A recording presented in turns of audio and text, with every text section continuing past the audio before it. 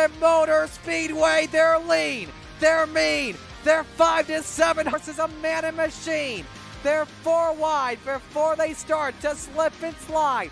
The Coast to Coast Racing League 350A Modifieds, Pro Late Models, and the 360 Sprint Cars.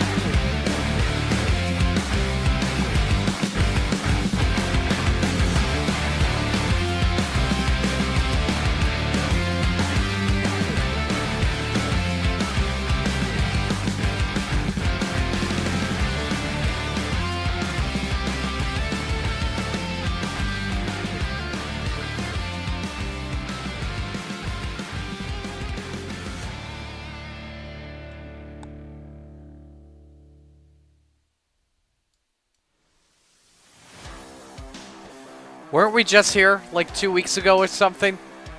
It's been a little while. But what a perfect week though. On a week where all eyes of the dirt racing community are on the sprint car capital of the world.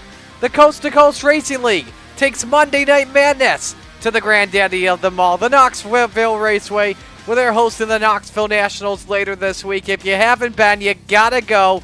It is just as cool as it looks on iRacing. We're set to go for another edition of Monday Night Madness. Our Open 358s, Rebels, and Renegades set to take shape. You get a look there for the cushion cam in turn number 2. That cam will be used up by the end of the night. We're glad you could join us here on the Coast to Coast Racing Network. Marty Sakala with you. Thanks for joining us. Epic night here planned once again here. As we look at our Open 358s, as always, we begin with them, brought to you by our friends at Full Throttle Motorsports. So far, it's been a strong season for Full Throttle Motorsports. Sam Bachman was our points through going into last week, but he wasn't with us. Back with us this week after using a drop. Scott Rayome now, the new man, up on top.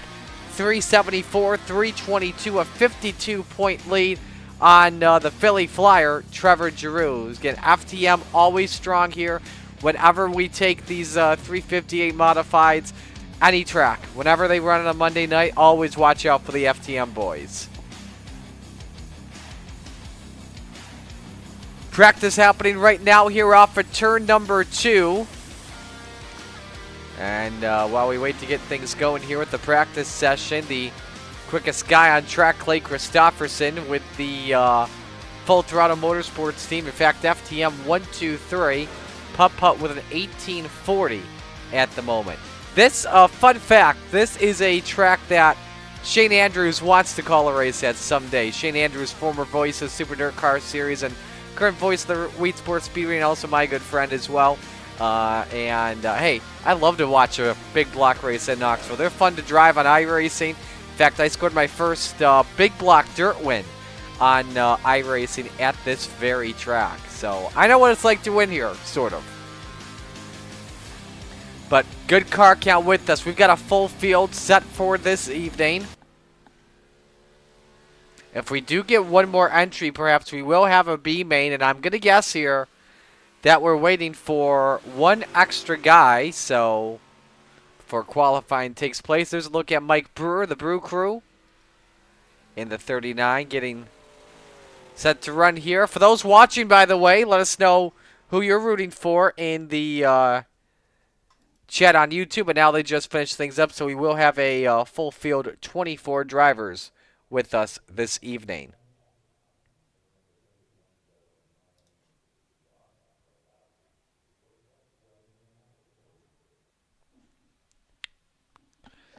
Set to go here for qualifying. 2 minutes to put up your quickest lap that you can put up. And you'll see your favorite drivers pop up on the bottom of your screen. First driver we'll watch on track, the driver, the number 28, the Moose, Joe Musso, with us here this evening.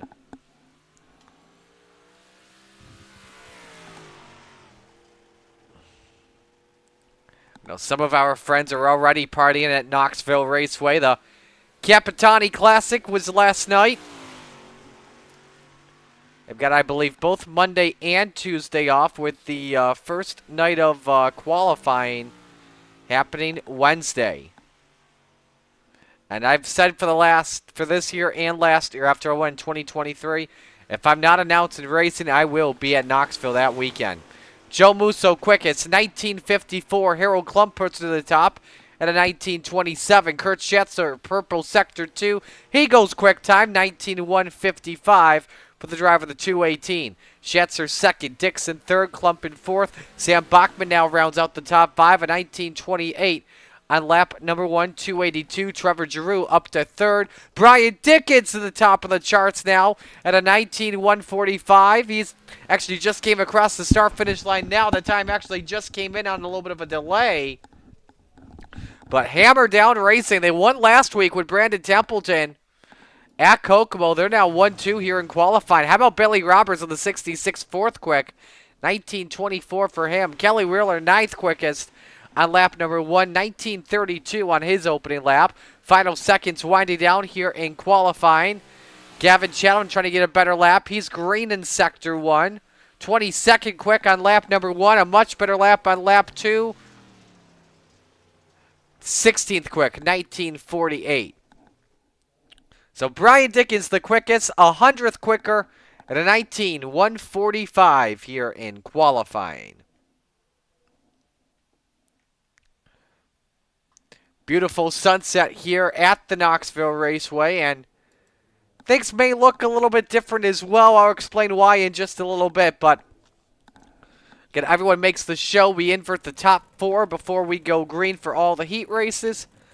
Heat 1 brought to you by Gambler Motorsports. Let's meet the field and give you tonight's starting lineup. This will determine our pole sitter for this evening. B-Temp on the pole. Brandon Templeton in car number 31. To his outside, it's William Watson in car 23. Row number 2, Billy Roberts in the 66. To his outside, Brian Dickens in the 122. Row number 3, the Mayor, Steve Bixler in the 75. To his outside, it's Gavin Chatham in car 99. Last time this guy was in Knoxville, it was a Nationals he wants to forget. And in fact, he's got the 358 for sale. Brendan Lacey starts 7th in the 114. And rounding out the grid, it's Bobby Good in the 7.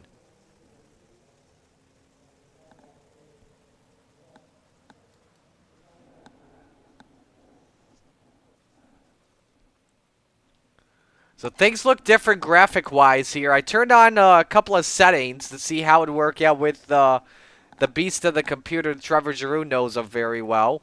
And we upped our motion blur, turned on some heat haze, increased the sharpness. I can tell you what we increased here. Motion blur, car cams, broadcast, sharpening, distortion, depth of field, and heat haze.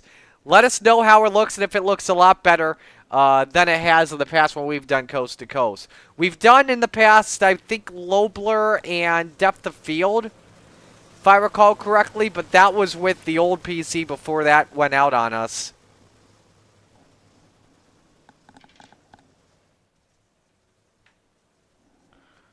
But we're ready. First heat race of the night. Again, everyone transfers into the show. But most importantly, the winner is on pole for the 30-lap feature here tonight in the Open 358 division.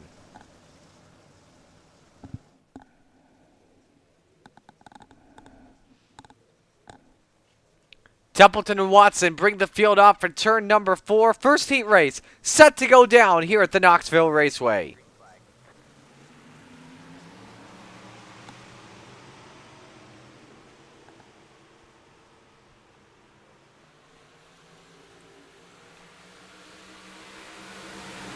Templeton with the race lead. Billy Roberts hops the berm in turn 3. Very easy to do in Knoxville. Got to be careful about that. Brian Dickens through the 3rd spot. Lap 1 led by Templeton in the 31. Watson trying to make a move here off in turn 2 to grab the race lead. Low side's the place to come in early, but as the feature goes, it will be the cushion up on the top, but it is going to be very risky at the same time. Templeton shuts the door there on the 23 of William Watson. Watson for the race lead. They stay door-to-door here in turn 1. Brian Dickens follows them both on board with the 122. Oh, hang on, Templeton. Oh, my goodness. The front 4 all get together, and through goes Gavin Chatham to the race lead. Templeton, I don't know how he kept the lead after getting that sideways with his 31. Lacey is 3rd. Steve Bixler now in the 4th position. The back half of the field are probably thankful right now that only 24 showed up and not 25. Lacey hanging on that 3rd spot right now in car number 114. And as Templeton remains out at the front of this pack. Here's another look off the Malcolm's replay and show you what happened. Watch the 23 and the 31. Templeton was set up the entry, came down on William Watson, just stacked up the front 4.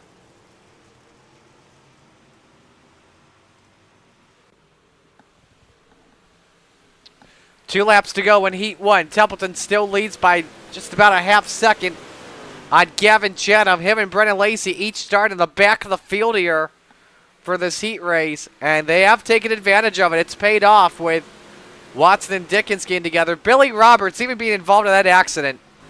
Still trying to race Bobby Good for 5th.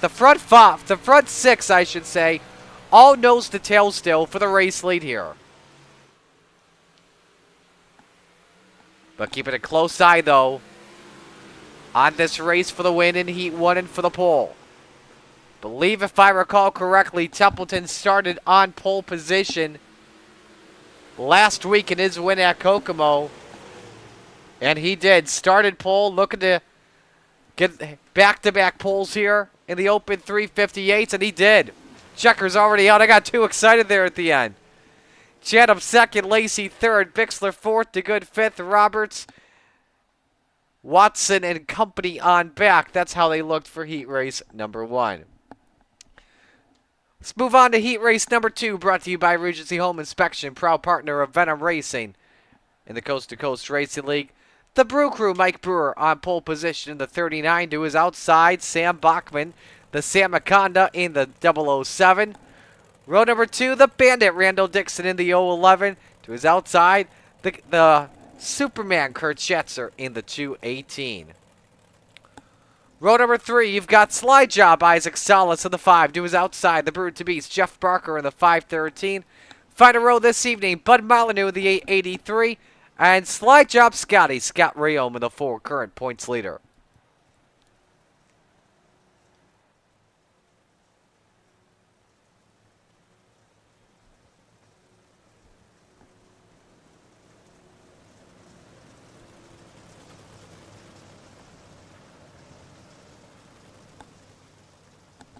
Jason Butterfield checking in. How are you tonight, Butters? Doing well?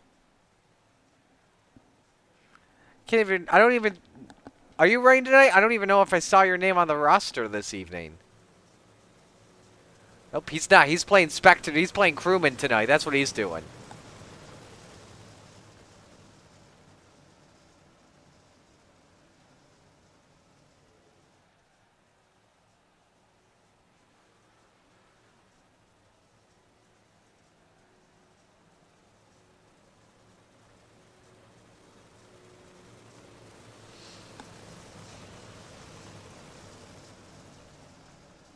Ready for the green here for heat race number 2. Winner starts at the outside of the front row.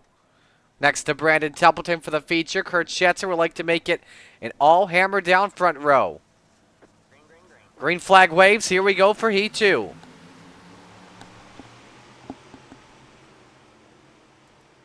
Three wide for third. Randall Dixon stuck in the middle here off the corner. Bachman trying to grab the race lead though for Mike Brewer. Tough entry into turn 3 for Isaac Salas. Puts him down to the 5th spot. Lap 1 led by Brewer. Schatzer still trying to get that 3rd spot from Randall Dixon off for turn 2. They stay wheel to wheel. Does Schatzer send it deep? He does. And he hip checks Randall Dixon. Both of them go up the hill and Dixon eats Schatzer again. A little bit of disappreciation for that. Rayom, I don't know if he had some contact in that, but not able to take big advantage of it. He only passes Dixon there for the 7th spot. So that puts Isaac Salas now up into the 3rd spot. While the top 2 have checked out. Bachman trying to take the race lead from his FTM teammate.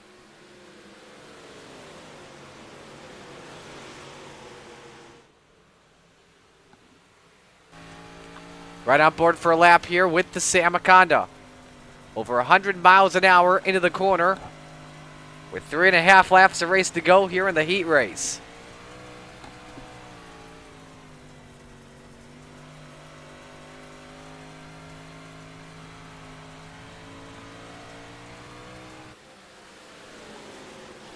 Let's go further back, side by side for a spot here. This is Molyneux and Schatzer off in turn 2. We're a little bit sideways there for a moment. Slide job by Superman. Molyneux easily with the counter back. You saw the sparks fly there as they rubbed Nerf bars.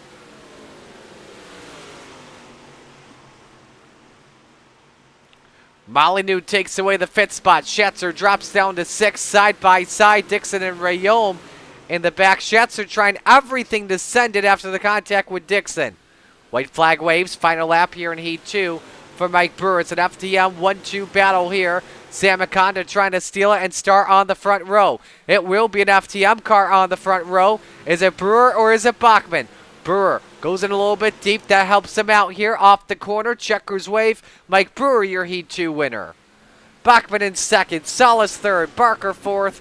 Schatzer 5th. Molyneux 6th. Rayom 7th. And Dixon 8th.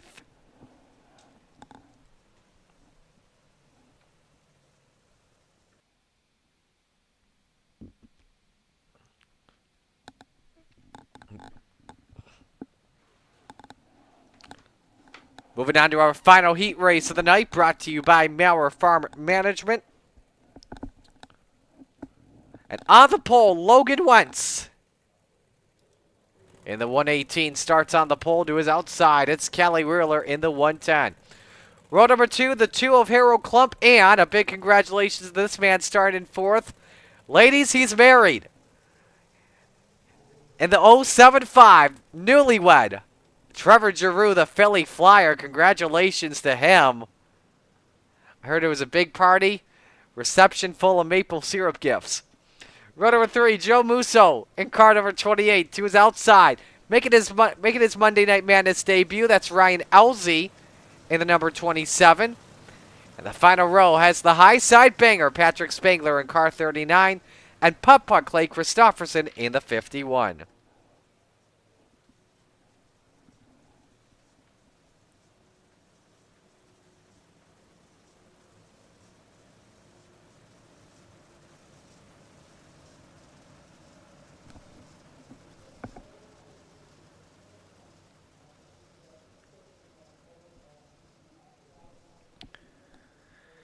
Butchie Baker checking in. What's up, Butch? Rooting for Isaac, and it's very glad to see him back. Hey, glad to see a lot of the Venom Racing guys back. Isaac back. We saw Lawson back. Molyneux's been pretty much the main Venom driver for this team in the last few months or so.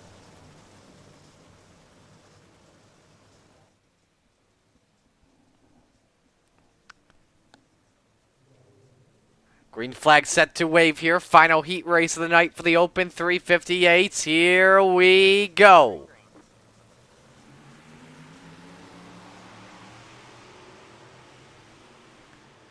Good start for Logan Wentz there over Kelly Wheeler. Giroux and Klump get side by side for third. They're deadlocked into turn 3.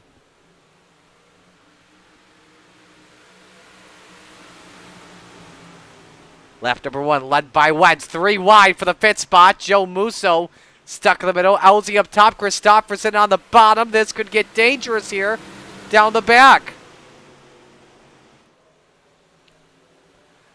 And they are having a mosh-posh battle there for a spot. Wheeler looked underneath there on Logan Wentz for the race lead moments ago. Could not get the pass, though, to stick.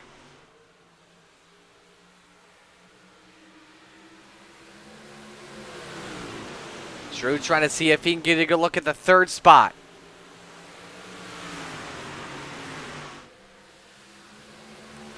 Still watching in the back of this field.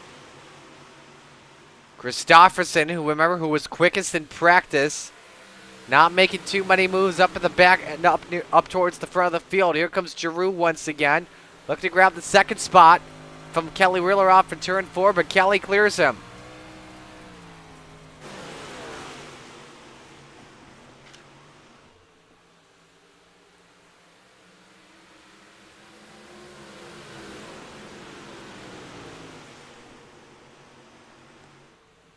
Wentz quickest car on track, 1942 last lap. This time by, who's the quickest? 1947 by Trevor Giroux. Not the quickest lap of this race, though. Here goes the Philly Flyer, trying to grab 2nd. 2 to go in Heat 3. Winner starts inside row 2 here tonight.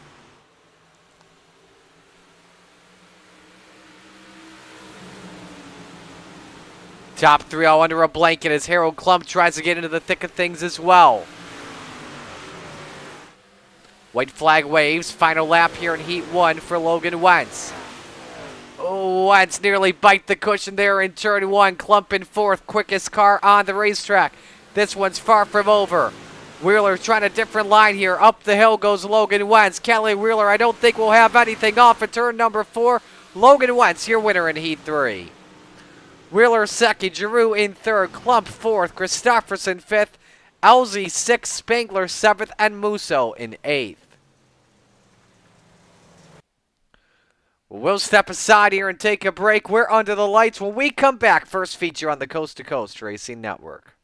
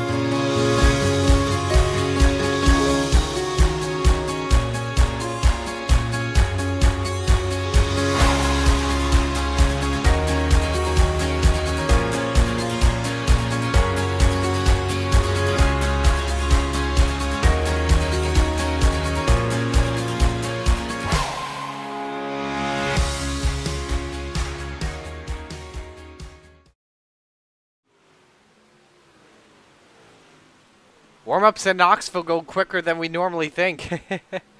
Brian Dickens currently quickest here in warm-ups, 19.360.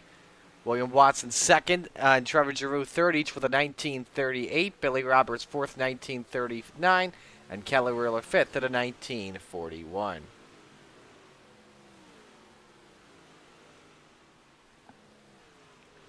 Butchie needs a new machine soon to get back out there. Got to put the FTM boys back in their place. Best rivalry in the modifieds. And yes, indeed, congratulations to Trevor Giroux.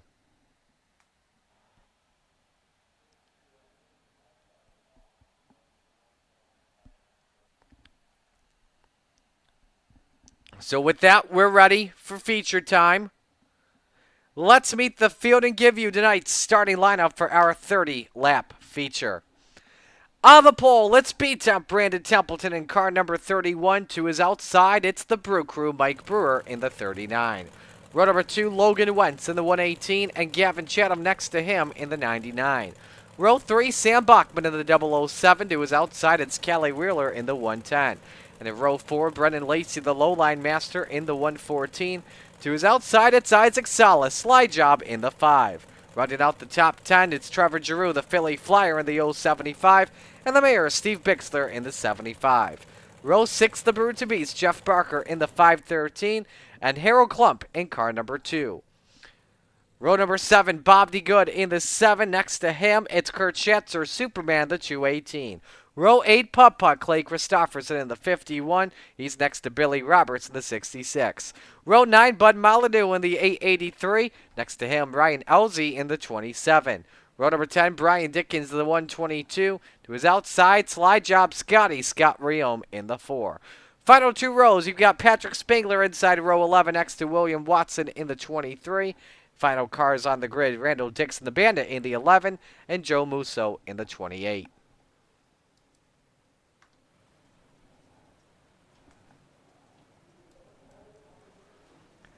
So that is how the field lines up here,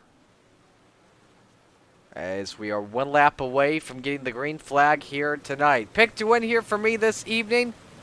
I'm going to go with the Brew Crew, Mike Brewer himself, starting from second.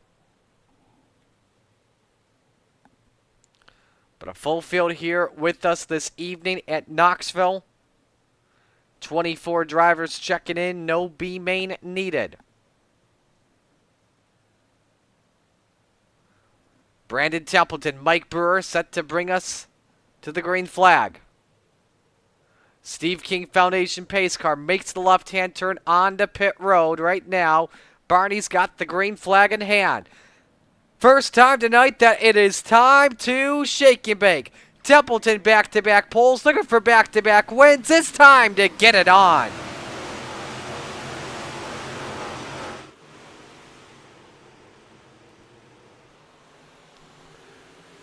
Three wide off for turn 2 in the flatline racing bodies. Green flag. Wentz and Brewer get side by side. Wentz no choice but to lift. They come off for turn 4. First lap led by Brandon Templeton.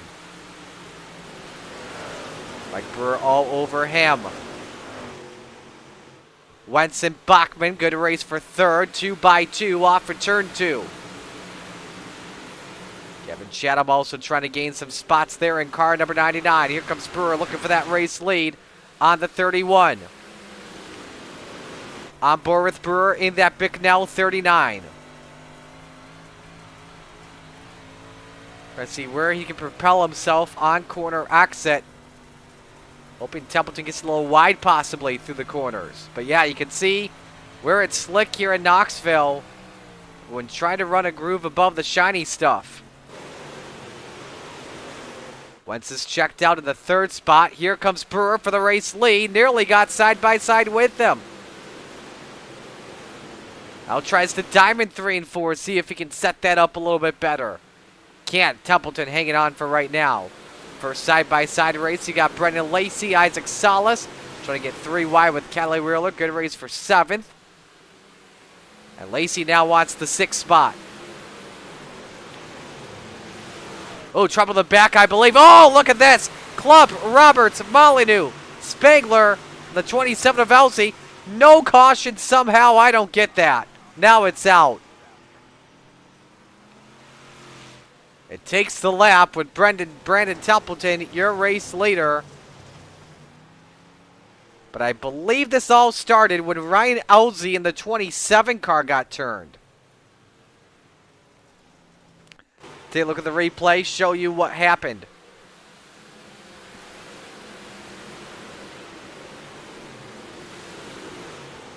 Oh no, this starts in front with Harold Klump. He got yeeted from behind. Let's watch another angle. That's Roberts behind Klump. Oh yeah, just a little bit of a big rack 'em stack 'em attack.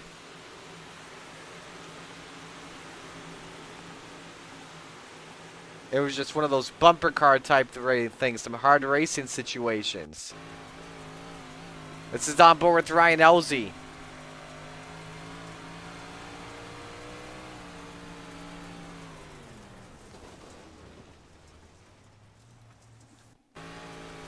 On board here with Patrick Spangler.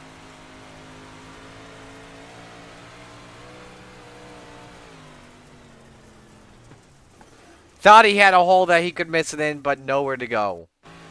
Behind Spangler was Randall Dixon.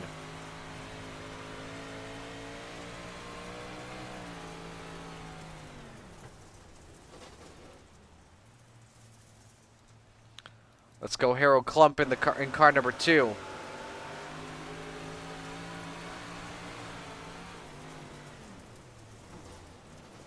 Nearly got upside down there. I think that was off of Bob DeGodu, nearly forced him for a wild ride.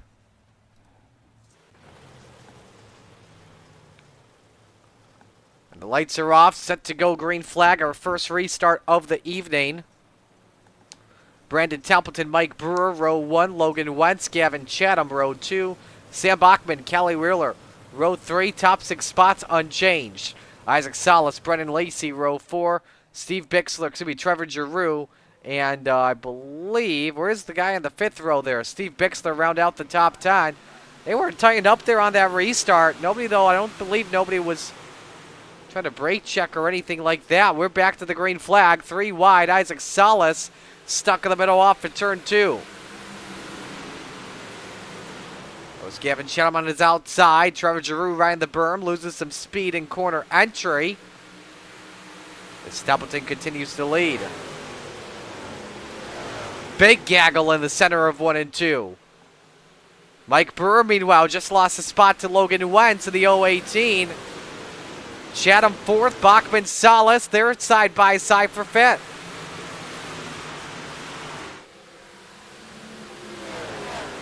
And both of them try to go low. Meanwhile, Brewer stacked up there from Logan Wentz. FTM 2, 3, 4, 5. All losing to Brandon Templeton in the 6th spot. Salas trying to get a run here in the 5 car. On board with him. Oh, look at him up on the cushion there. That was a perfect 1 and 2 from Isaac Salas. Nearly got it to stick. I think, though, if Chatham wasn't right there, he could have made it work there. And a drag race off for turn 4. Brewer trying to get the 2 spot back, but it's Wentz to the line for 2nd. Here's the slider by Brewer. Can he clear here? Not yet. Hang on. Bachman to the wall. Salas eats him there. Kelly Wheeler stacked up. Lacey no steering up in the wall. Right front is damage off the 14. That should bring the caution flag out. It does.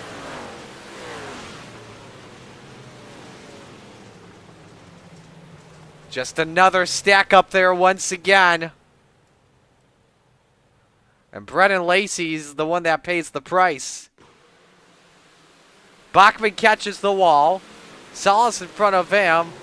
And man, that could have gotten worse for wear. But luckily, nobody spun out and Lacey catches the worst of it. Unfortunately, he may be the one that will have to call 1-800-U-SLOW.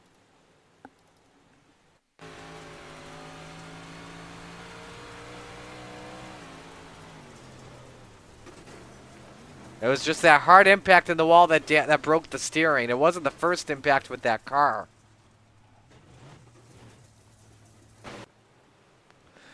Mr. Goose himself, Chad Cote checking in. Good to hear. Good to see you in the chat. Says it's a pleasure to hear your voice again. Well, good to see you in the chat.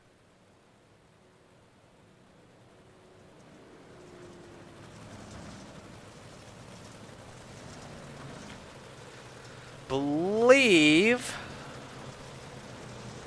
Yep, it was confirmed. Lacey did jump to the pits, so he could get that car repaired. And that may trap him a lap down in the rest of this one.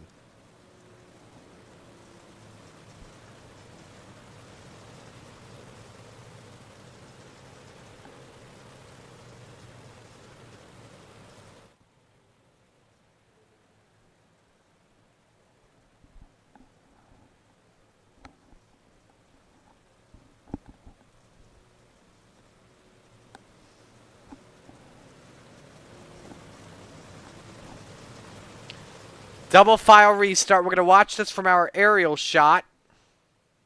Field's off at turn 2 right now.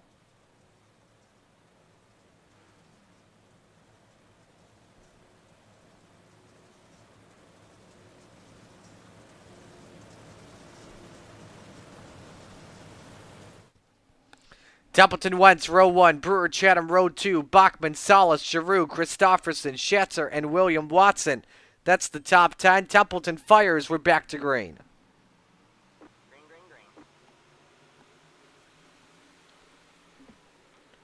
In the back, Schatzer in the middle. Top 2, top 3 now all cleared. Wentz in third. Side by side for fourth. Bachman and Chatham. Still 3 wide further back. Trevor Giroux trying to get some runs. And how about Clay Christofferson? A tough start to this one. It came to his heat race. Ooh, hang on, Salas. He nearly biked it. You saw the rear end chatter. Off for turn 2. Right front now bent off the 5. So he's trying to hang on to that car for dear life.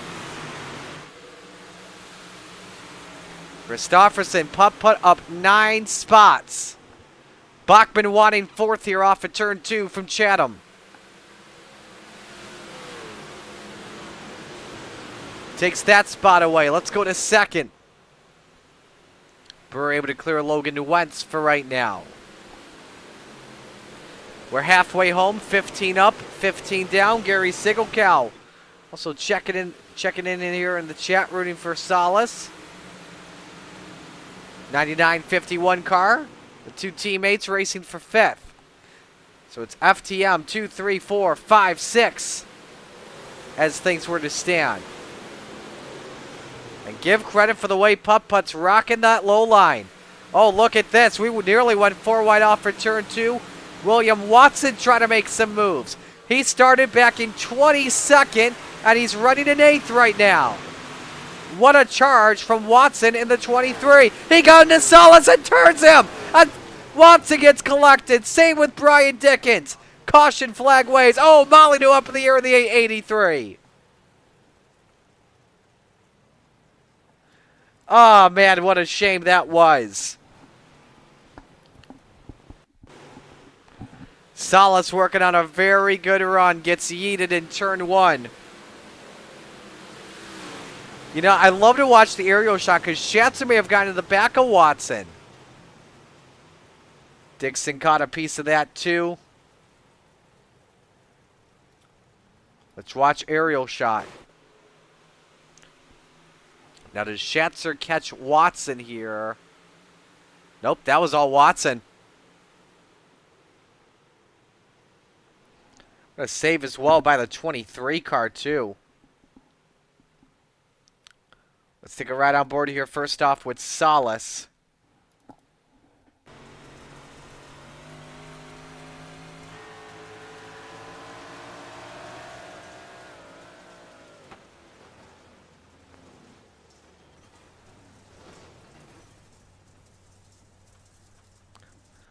Let's go Randall Dixon hanging out in the back of the pack here.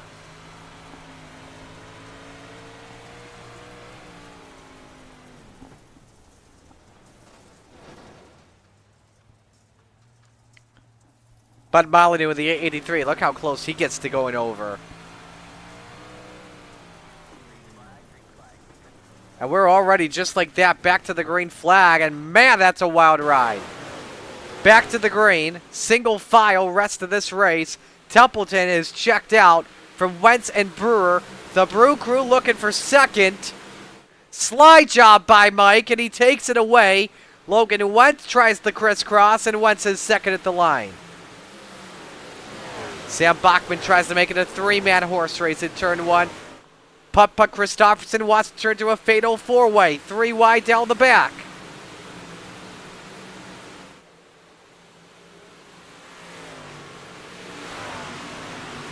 Brewer, nice corner exit there. But Bachman challenging on his inside. The FTM guys, as much as they want to race, I don't think they want to race each other because Templeton is gone. His lead at 1.4 seconds with 10 to go. And that may be the biggest lead of the night so far. William Watson now running in 6th position. Can he get past Gavin Chatham with a 99? You bet he can.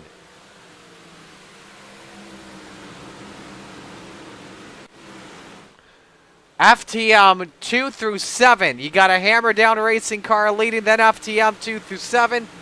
Then you've got 2 hammer down cars 8 through 9, FTM in 10 and 11. The Independents 12th and 13th. But this man, what a lead, 2 seconds, quickest car on the day so far. Wentz way too high. Christopherson from 15th to 2nd. Slide job there. Christopherson right now way under par at the way over. I know they say under par like, you know what I mean. Under par being like something's not cooked properly, but this time like he's playing an incredible golf game for right now. 6 laps to go. Puppa tries to throw it in. Wentz up in the wall. My goodness, look at the racing here in Knoxville by the FTM drivers putting on a great show.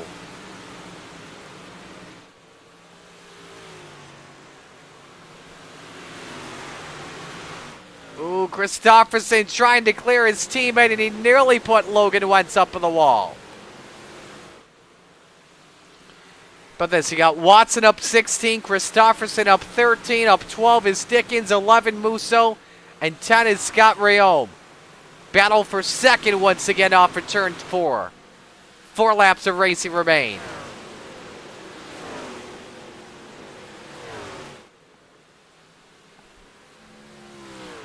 Low line again, the place to be at the moment.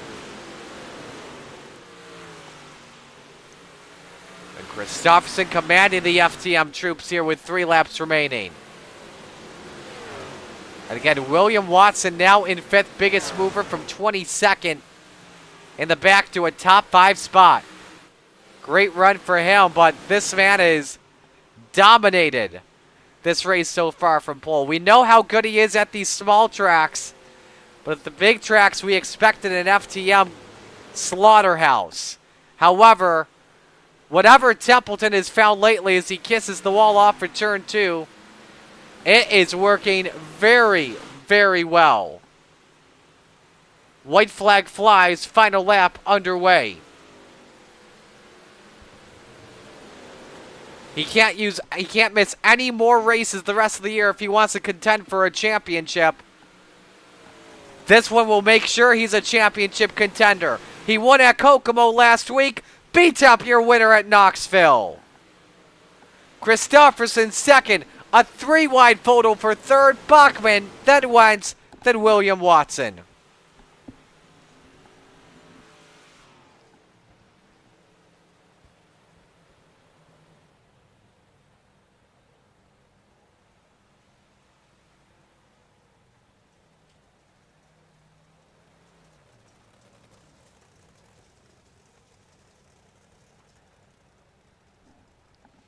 Couple of lights, nice little dodos from Templeton as he tries to crack the code here to Casey's victory lane. Got it! Look at that! He'll go there while second and third stuck in the background.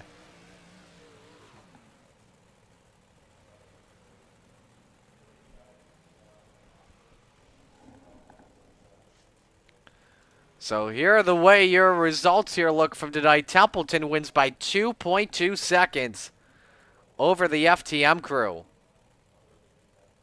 I think they're trying to get Templeton to back out so he could get in the podium shot. Nah, he can't. Eh, Barker probably got a good shot anyway, so. Just waiting for the top three to come in. And then we'll get to the ceremonies. Again, Rebels coming up next here on the Coast to Coast Racing Network.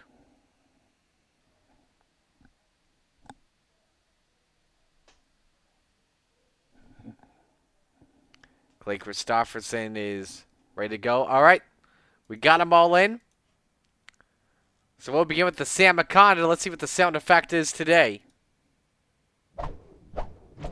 Same one as last week. Sam Bachman, our third place finisher. Man, Sam, what a race you and the FTM guys put on. That was a show, but unfortunately it was a show for second.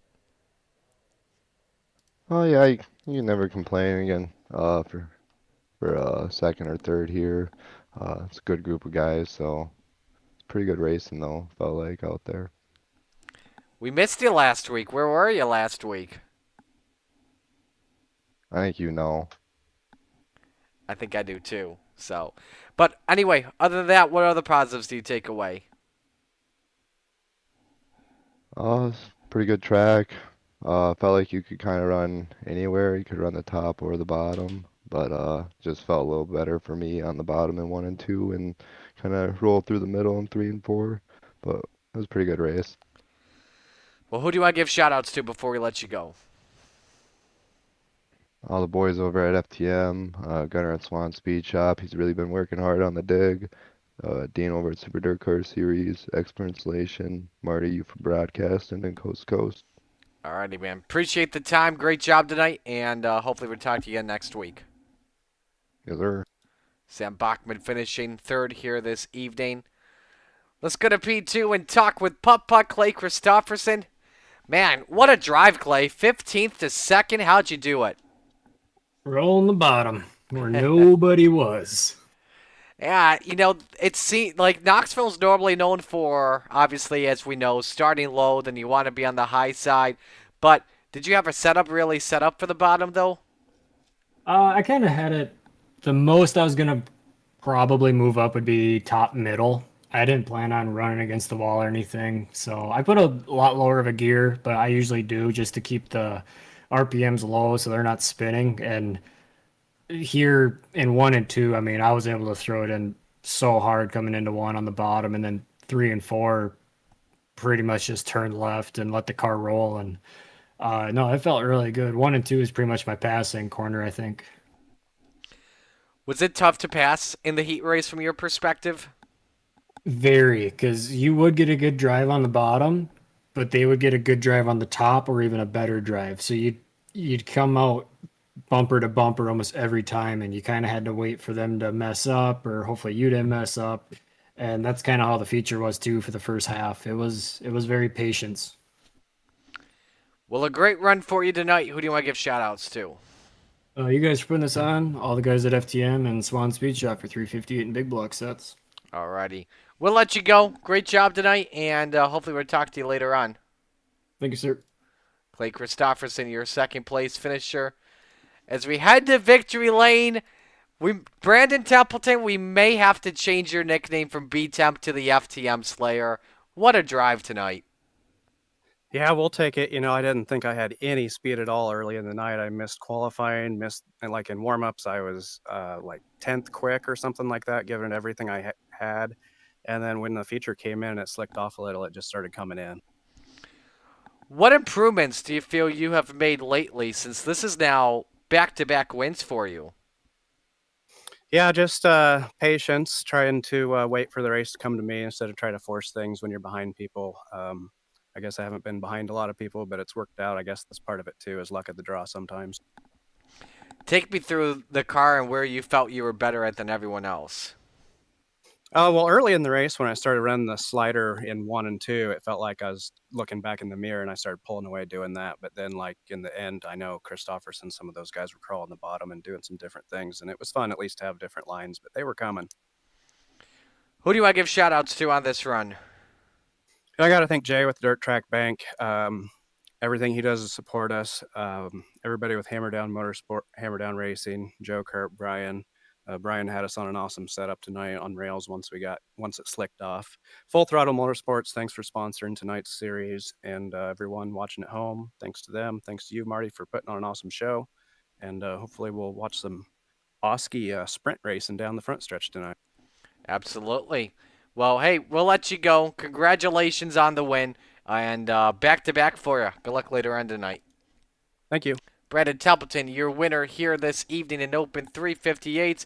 We're going to step aside, head to break. When we come back, Rebels of the Coast to Coast Racing Network.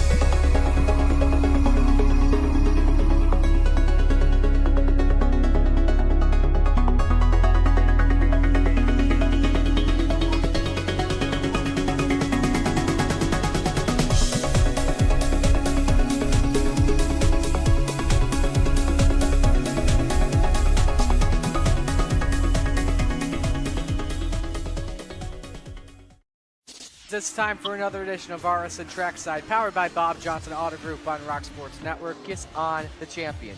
Trying to be a bit of a hiatus, so let's get. Tonight when we talked about it.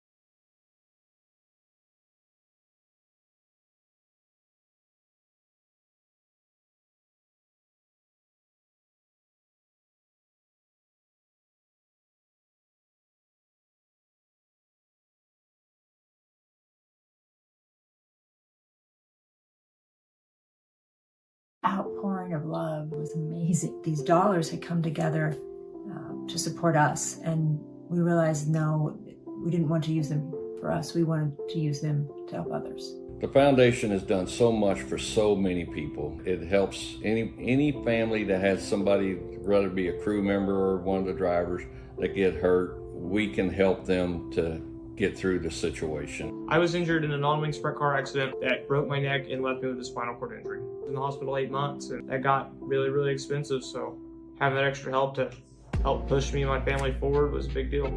I was involved in a pretty gnarly sprint car crash. Found out my brain was swelling and bleeding. Pelvic bone was broken. I had 2 cracked vertebrae on my back, and I was in the ICU a little over a week. The Steve King Foundation reached out to my parents. We received a donation from them. Immediately, they started me on what's called neurofeedback, and insurance did not cover the neurofeedback appointments. So we received another donation from the Steve King Foundation. It really helped a lot, and I just want to say thank you. Thank you from the bottom of my heart to the Steve King Foundation for everything that they have done for me. This last Sunday, I got to turn laps in my modified here. That was my first laps back in a race car since the accident, and I truly believe that if it wasn't for the Steve King Foundation, I wouldn't be able to do that or be where I'm at today. Yes, Steve's death is the reason the foundation exists, but it's Steve's life, and it's the lives of racers everywhere, is the reason we're able to do the work we do.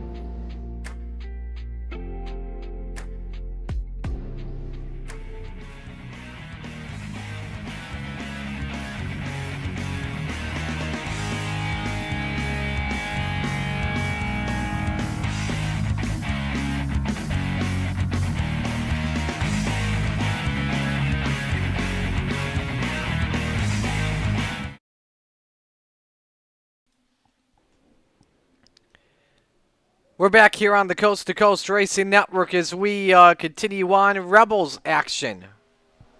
Rebels brought to you by our friends at the Salty Dogs race team, and we got some that have shown up here this evening for our race. Gives us a chance as we look overhead from Knoxville. By the way, we're trying some new graphic settings out here.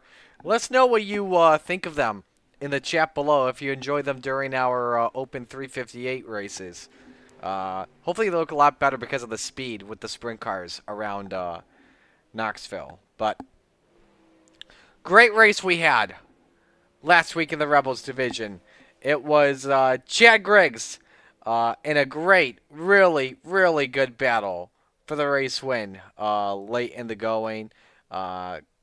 Griggs running second, and in the end took advantage of a Sam Bachman mistake and scored the victory in the closing laps. So ready to go here. Qualifying already underway here at Knoxville. Watch your favorite drivers here on screen as they pull up.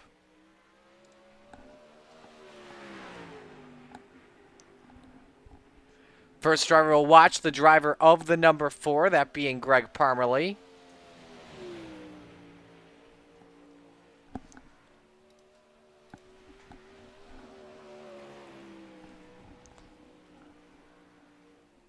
.360 Nationals happening earlier this weekend. Big congrats to Rico Abreu taking the win, passing Kyle Larson late. Greg Parmalee quickest. As I say that, Gary Alford to the top of the charts, 15.714 in lap 1.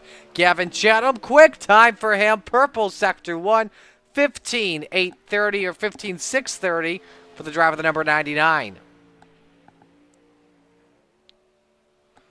Mike Watson just came across the start-finish line. Roger Craig, the Bassman, 9th quickest in 7:47. 15:83. Big CJ Country fan, by the way, listening to me middays. I saw the message, Roger, that you sent in. Appreciate you and the G-Man for the support. I believe G-Man's Gary Taylor. But yeah, if you want to listen to me, by the way, for those that don't know, I'm a midday DJ at a local country radio station, small town radio station. But if you're not in my neck of the woods, download the CJ Country app, just as it sounds, CJ Country. Free for Apple devices and Android devices, and you can listen to us anywhere, anytime. So middays 10 to 2 every day, Monday through Friday, and then I'm on Saturdays as well, 2 to 6 p.m. What a Knoxville sunset. They're known for their sunsets here at Knoxville. Dean Reynolds, if you're watching, you would agree with me 100%.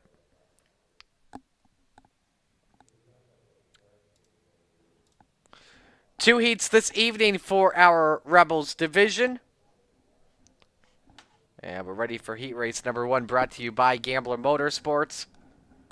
As Chris Schaefer is on the pole next to Greg Parmalee. That's row number 1. Row 2, Ted York, the 009, to his outside. Gavin Chatham in car 99. The third row this evening, Kale Bixler in the 789. To his outside, it's Doc Watson. Mike himself in the 006. Final row for Heat 1, Slide Job Scotty, Scott Riom in car 4. And Chad Griggs in the 27. Gary Sigelcow, by the way, was checking in earlier in that race.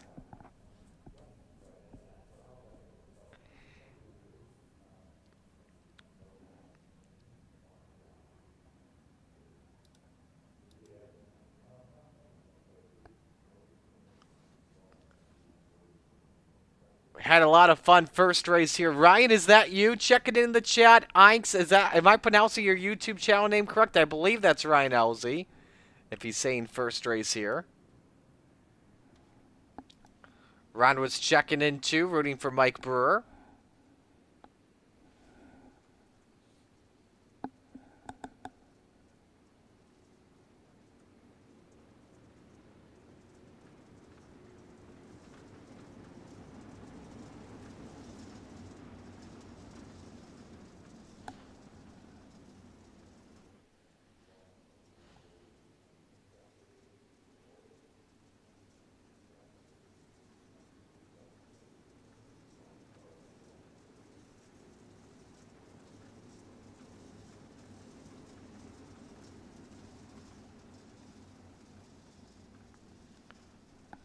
One lap till we take the green flag here.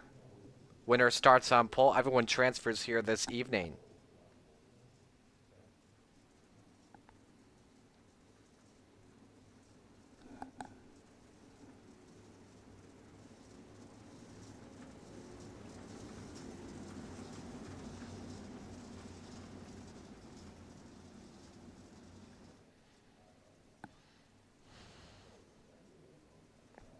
Ready to go racing here with the sprint cars at Knoxville. Off of turn 4, Schaefer Parmalee set to bring us to green. Heat 1 underway.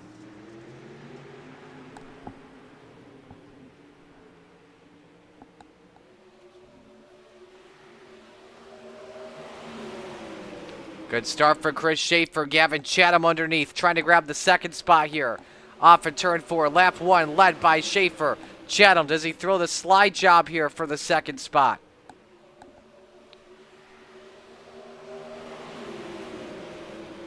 Unable to do so there. Parmalee around the outside, hanging on, defending P2 for right now.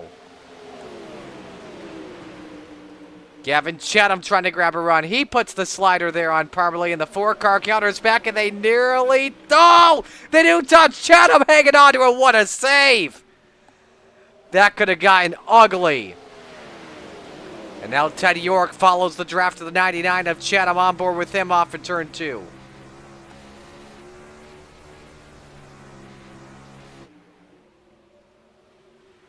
Good entry there for the 99. Field mostly single file. Chris Schaefer starting on pole.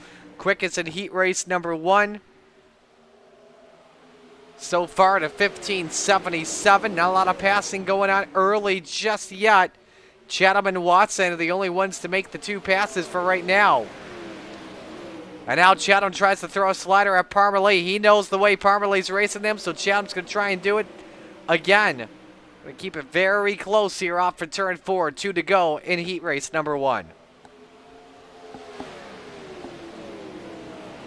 Both of them sent it in there through turn 1. Let's see if Chatham can get a run going here. Final lap underway while Schaefer is long gone. All eyes on the race for second. Chatham trying to get a good corner exit to set up turns 3 and 4. Parmalee defending the bottom. Chatham working the top shelf. Good slider from Parmalee. Chatham trying to counter it back. You know who's going to win heat 1 at Schaefer. Parmalee, though, edges out Chatham at the line for second. York in 4th as he spins out. Watson 5th. Rayholm 6th and Bixler 7th. What's the radio app again, Ron? It's called CJ Country. I'm going to type it in chat right now for you guys. Actually, you know what? Hang on. I'm not going to type it in just yet. I got to switch accounts here. I'm on my Tuesday night account for broadcasting. On my YouTube end right now. There we go. I just posted it in chat for you guys. Race Your Race says, race your race, get 'em. Indeed. You got to race your own race. All right, preparing for heat race number 2, final heat race. Brought to you by Regency Home Inspection. Determining the outside rows here this evening. Jeff Kemper on pole in the number 181. To his outside, it's the Moose, Joe Musso in car 28. Row 2, Isaac Bowman. He's racing in the 9 this evening. To his outside, Gary Offutt in the 94. The third row, the best man, Roger Craig in the 747. To his outside, the Sam Akonda, Sam Bachman in the 007. Final car on the grid this evening, it's the captain, Gary Taylor in the 34.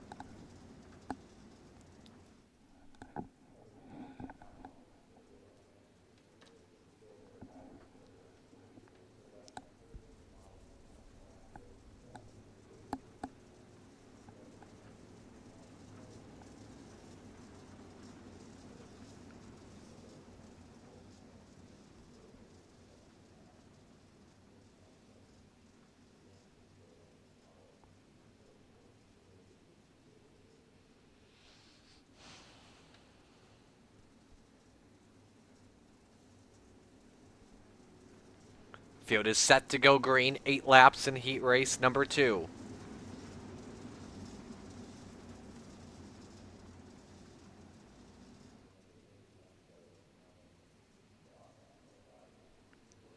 Kemper and Musso will bring us here to the green flag once again. Green, green, green.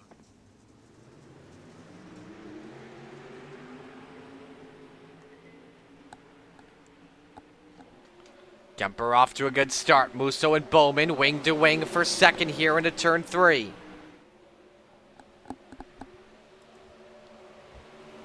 Kemper leads the opening lap as Bowman edges out Musso at the line for the second spot. Bowman tries to throw her in deep, but Musso coming out with the edge.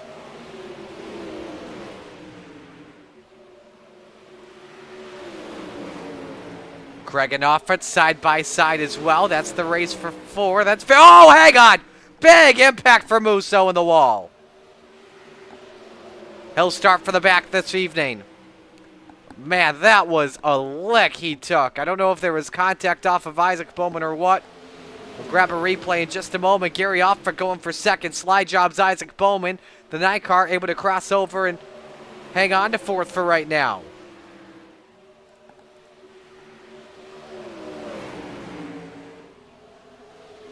So watch how this race plays out here into turn 1. Another slider from Gary Offutt. Roger Craig tries to join the battle here too. Wow, Jeff Kemper trying to pull away. Gary Offutt though up on the wall, the 94. Lost a triple threat there of spots. And now the best man wants second here. What a run by Roger. I believe his first points race in a little while here. Came back with us in Knoxville. And there was the hip check by Isaac Bowman. Trying to throw that slider there on the Moose, and it just didn't work out. 1.5 laps remaining here in heat race number 2. Bowman throws it in on Roger. Roger aware of the lane here. The Bassman counters it back. 1 to go. Oh, man. As much as I'm a big fan of Bowman's Casey Kane ride, I think y'all know I want to see Roger finish second. Can the Salty Dog take it in the end from Isaac Bowman? Checkers wave here at the line. Bowman edges out Roger Craig. Kemper, your winner. Taylor 4th, Offutt 5th, Bachman 6th, and Musso 7th. But a great drive for the driver. That's 747.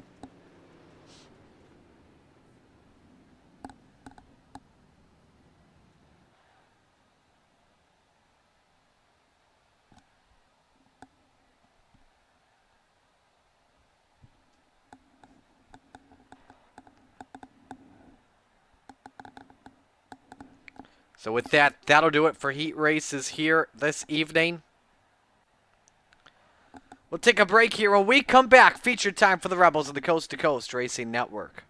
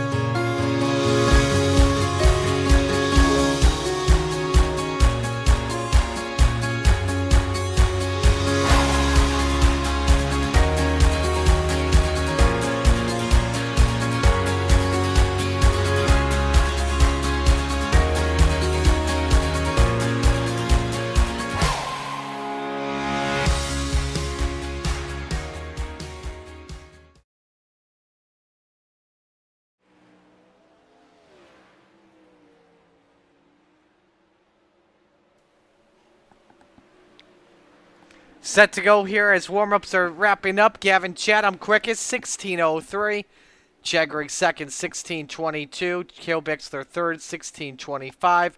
Greg Parbley fourth, 16:26. Chris Schaefer and Teddy York each with a 16:31.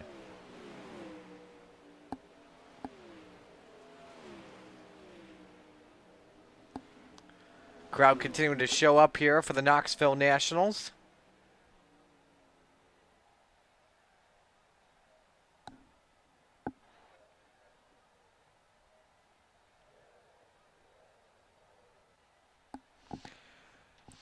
So we are ready to go here for our Rebels feature this evening. Let's give you tonight's starting lineup for the 38-lap feature. Chris Schaefer on the pole in car number 19. To his outside, it's the 181 of Jeff Kemper. Row 2, Greg Parmalee. Racing in car number 4. To his outside, Isaac Bowman in the 9. The third row, Gavin Chatham in the 99. To his outside, the best man, Roger Craig in the 747. Row 4, Ted York in the 09. To his outside, the captain, Gary Taylor in the 34. Riding out the top 10, Mike Watson in the 006 and Gary Offut in the 94. Row number 6, Slide Job Scotty, Scott Riom in the 4, and the Sam Maconda, Sam Bachman the 007. Final 3 cars of the grid tonight, the Sarge, Cale Bixler the 789, the Moose, Joe Musso in the 28, and Chad Griggs in the 27. So Greg's going to do a back-to-front challenge here this evening, basically.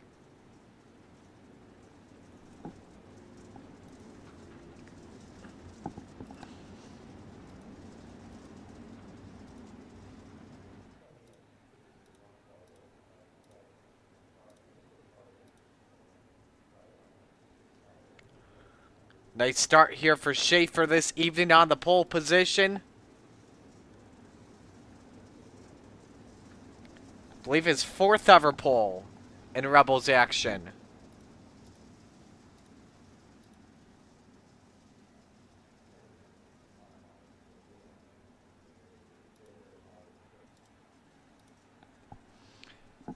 Field down the back chute. We've got 15 drivers set to take the green.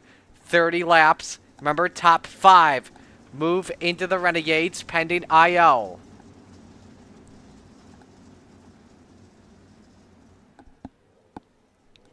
Field making their way off for turn 4. Barney with the green in hand. Second time tonight that it is time to shake and bake. Schaefer and Kemper bring us the green. Time to get it on again in Knoxville.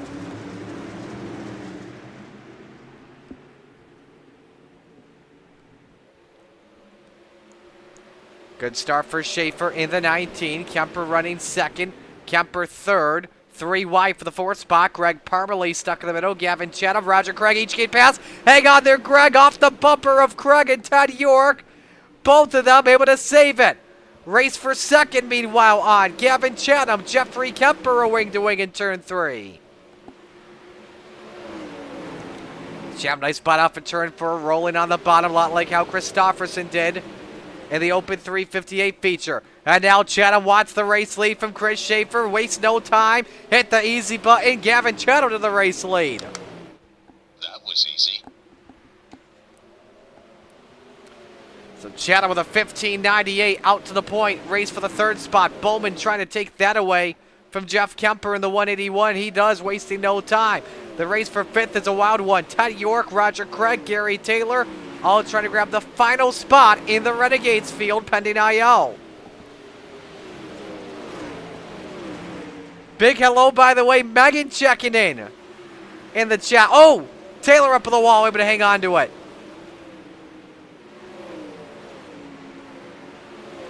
Megan, I hope you're keeping good track of Buddy tonight. Taylor just trying to hang on to that car at the moment. Bachman, oh, they touch wheels there, and the captain strikes the wall pretty good. How's the steering? Oh, we got wheel stand in the back hill, Bixler. And he's lost the steering, he's done. He is done. I don't know how that was caused. I think it was from Scott Rayoma the 4 with some contact. That'll bring the first caution flag out.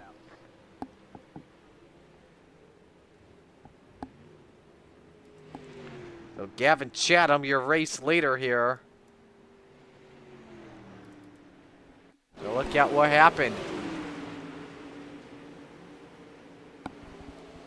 There's that contact. And look at the wheel stands there. Musso does one, Kale does one.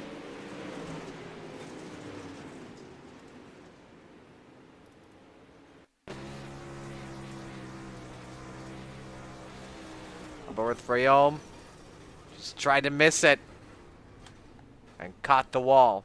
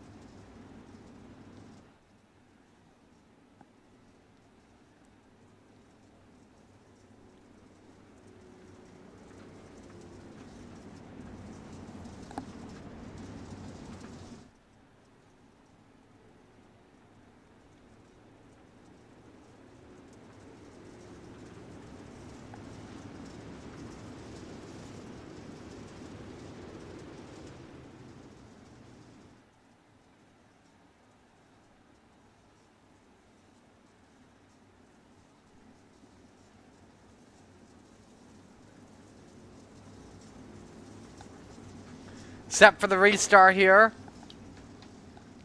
7 laps are complete. Chatham and Schaefer row 1. Bowman Kemper row 2. Ted York rounds out the top 5. Craig Watson, Greg Bachman off it all behind. We're back to green.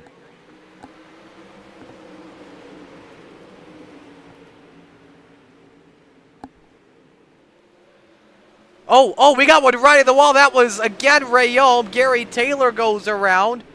The right front is gone off of Rayome. He'll put it in the infield and park it for the night. But they are all scattering around this racetrack, racing for spots. Schaefer hanging on to 3rd. Jeff Kemper down to 4th. Ted York up to the final transfer spot in the 5th position. Here comes Sam Bachman from 12th to 6th. Didn't have the best start on the evening. He's made a great charge right now after some rugs. Hang on, Roger Craig. Hip check there off of Watson. Bikes it and saves it. Great driving by the 747.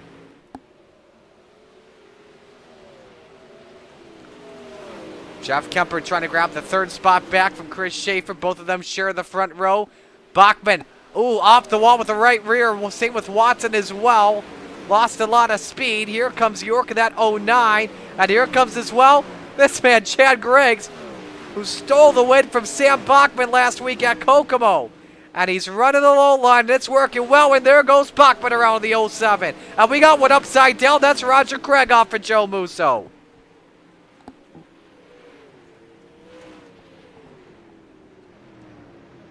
Man, we got a lot to clean up here. Let's watch what happened first off with Gary Taylor and Scott Realm. That may have actually saved Sam Bachman. If they don't count that as a spin, Bachman will be able to retain his spot. Taylor just loses it. He saw Realm with nowhere to go.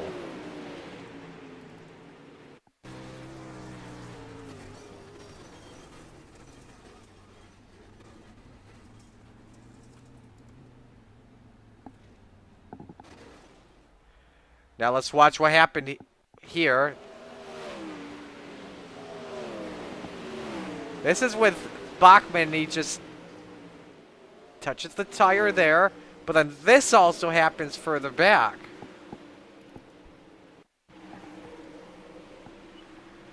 What causes this? Roger Craig just catches Joe Musso, and up in the air goes the Bassman on his lid.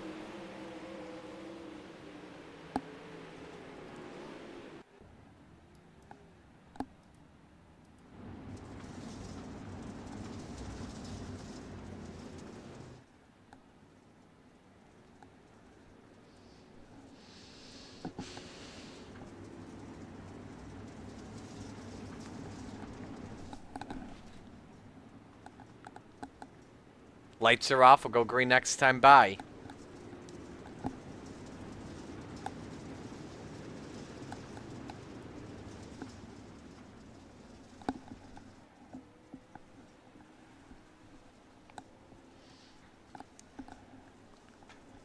So Gavin Chedham, Isaac Bowman, row 1. Chris Schaefer, Jeff Kemper, row 2. Ted York, Chad Griggs, row 3. Mike Watson, Joe Musso, row 4. Gary Offit, Kale Bixler round out the top 10. We'll watch for the aerial shot as we get ready to come back to the green flag with 12 laps complete. Green flag, green flag.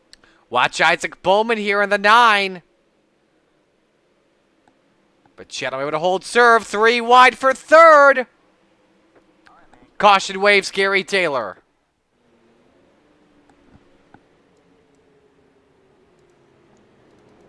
I mean, Scott Rayo may have crashed as well. Ooh, Taylor heavy in the wall. Wheel stand. Look at the right rear and the right front. Both are heavily damaged. Both bent.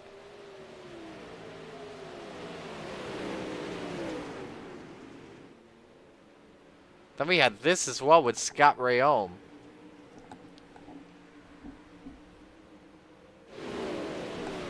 I was just slipping it. Didn't like the way how the car was driving. Gary was just trying to keep digging.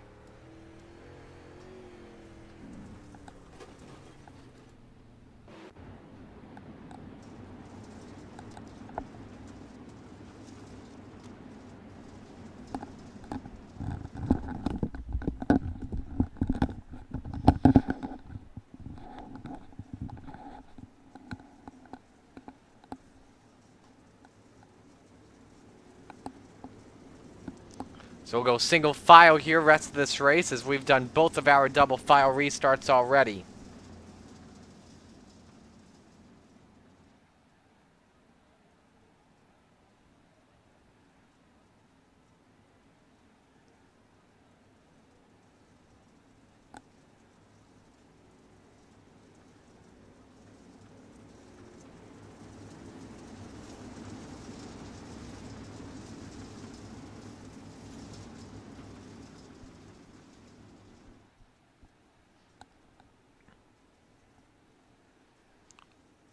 So we'll try and get back to green flag here once again.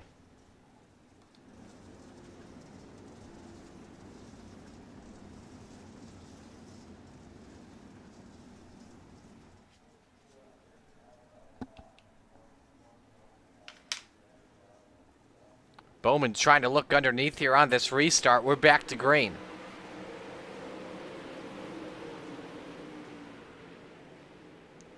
Chatham riding the wall there in turn 2. Bowman hanging on to second. And Chad Griggs is up to 4th, continuing that back to front challenge.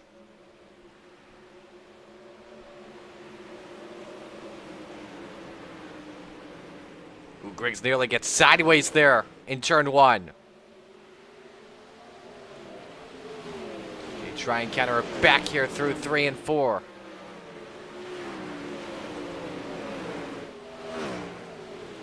Well, further back, Sam Bachman trying to recover after his spin. And we're back to 3rd. Griggs around the outside. A little kiss to the wall there for the 27. Schaefer tried the slide job, but Griggs right there. Ooh, slider from Schaefer. Griggs reads it perfectly and counters it back. Slide job city perhaps here.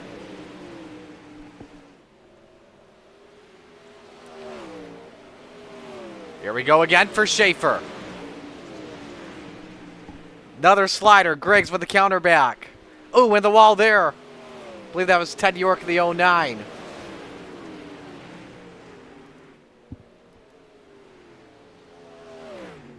Schaefer with damage. Caution flag waves here. We got Cale Bixler around.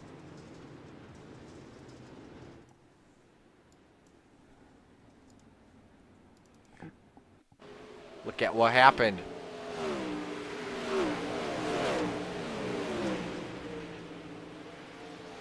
Off the 94, just lost it, and around he goes.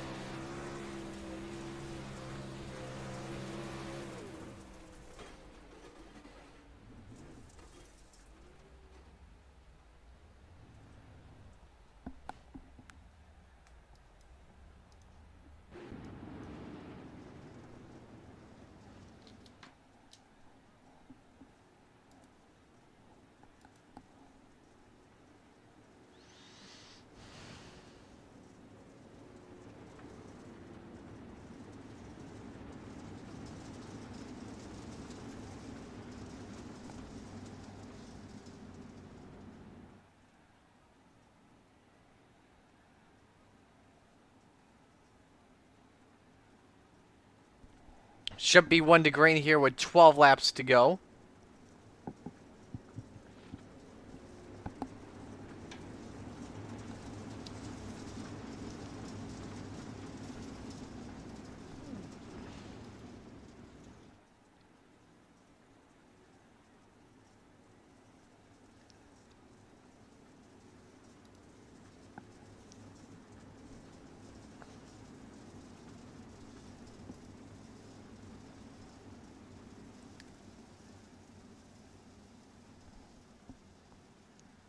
So we'll come back to green this time by Chatham fires. Here we go again.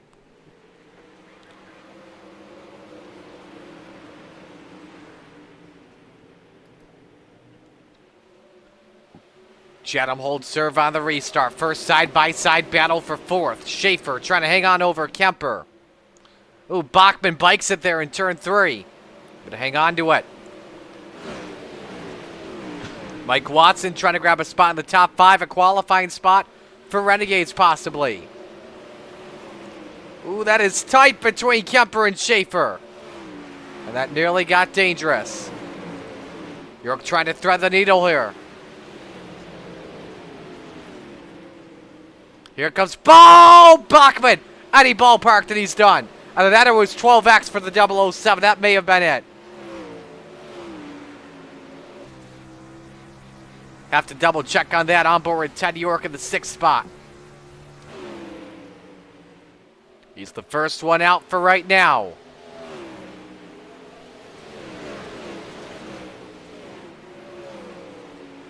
Great battle here on track for fourth. 8 laps of racing to go. Chad Griggs trying to get the second spot. Hang on there, Teddy. Really sideways there, and Watson nearly gets the wall in 3. Oh, that's a hard luck there. Gary off of, I believe, Joe Musso. Are you kidding me? How in the hell did he keep that straight? Pull her to a stop and tow this one back. If not, the caution flag's going to fly. Nope, Offen's going to get on the berm and keep it green. Great to see. And now we watch the race for 5th.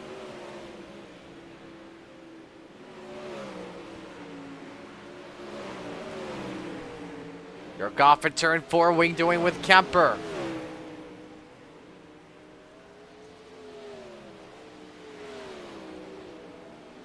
York trying to clear on Kemper.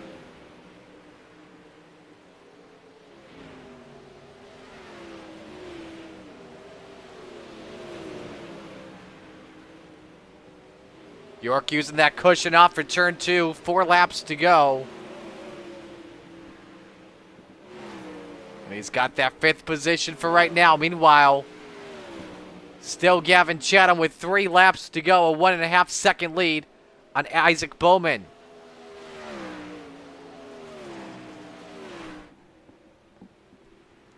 Took the lead over Chris Schaefer early in this one.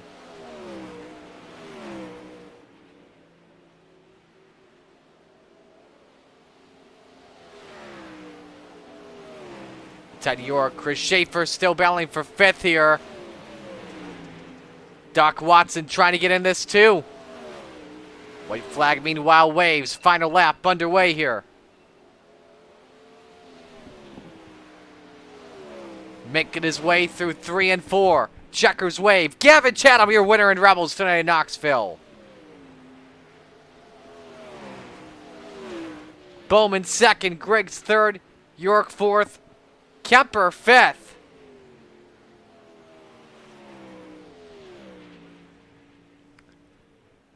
So York and Kemper each get the final spots in.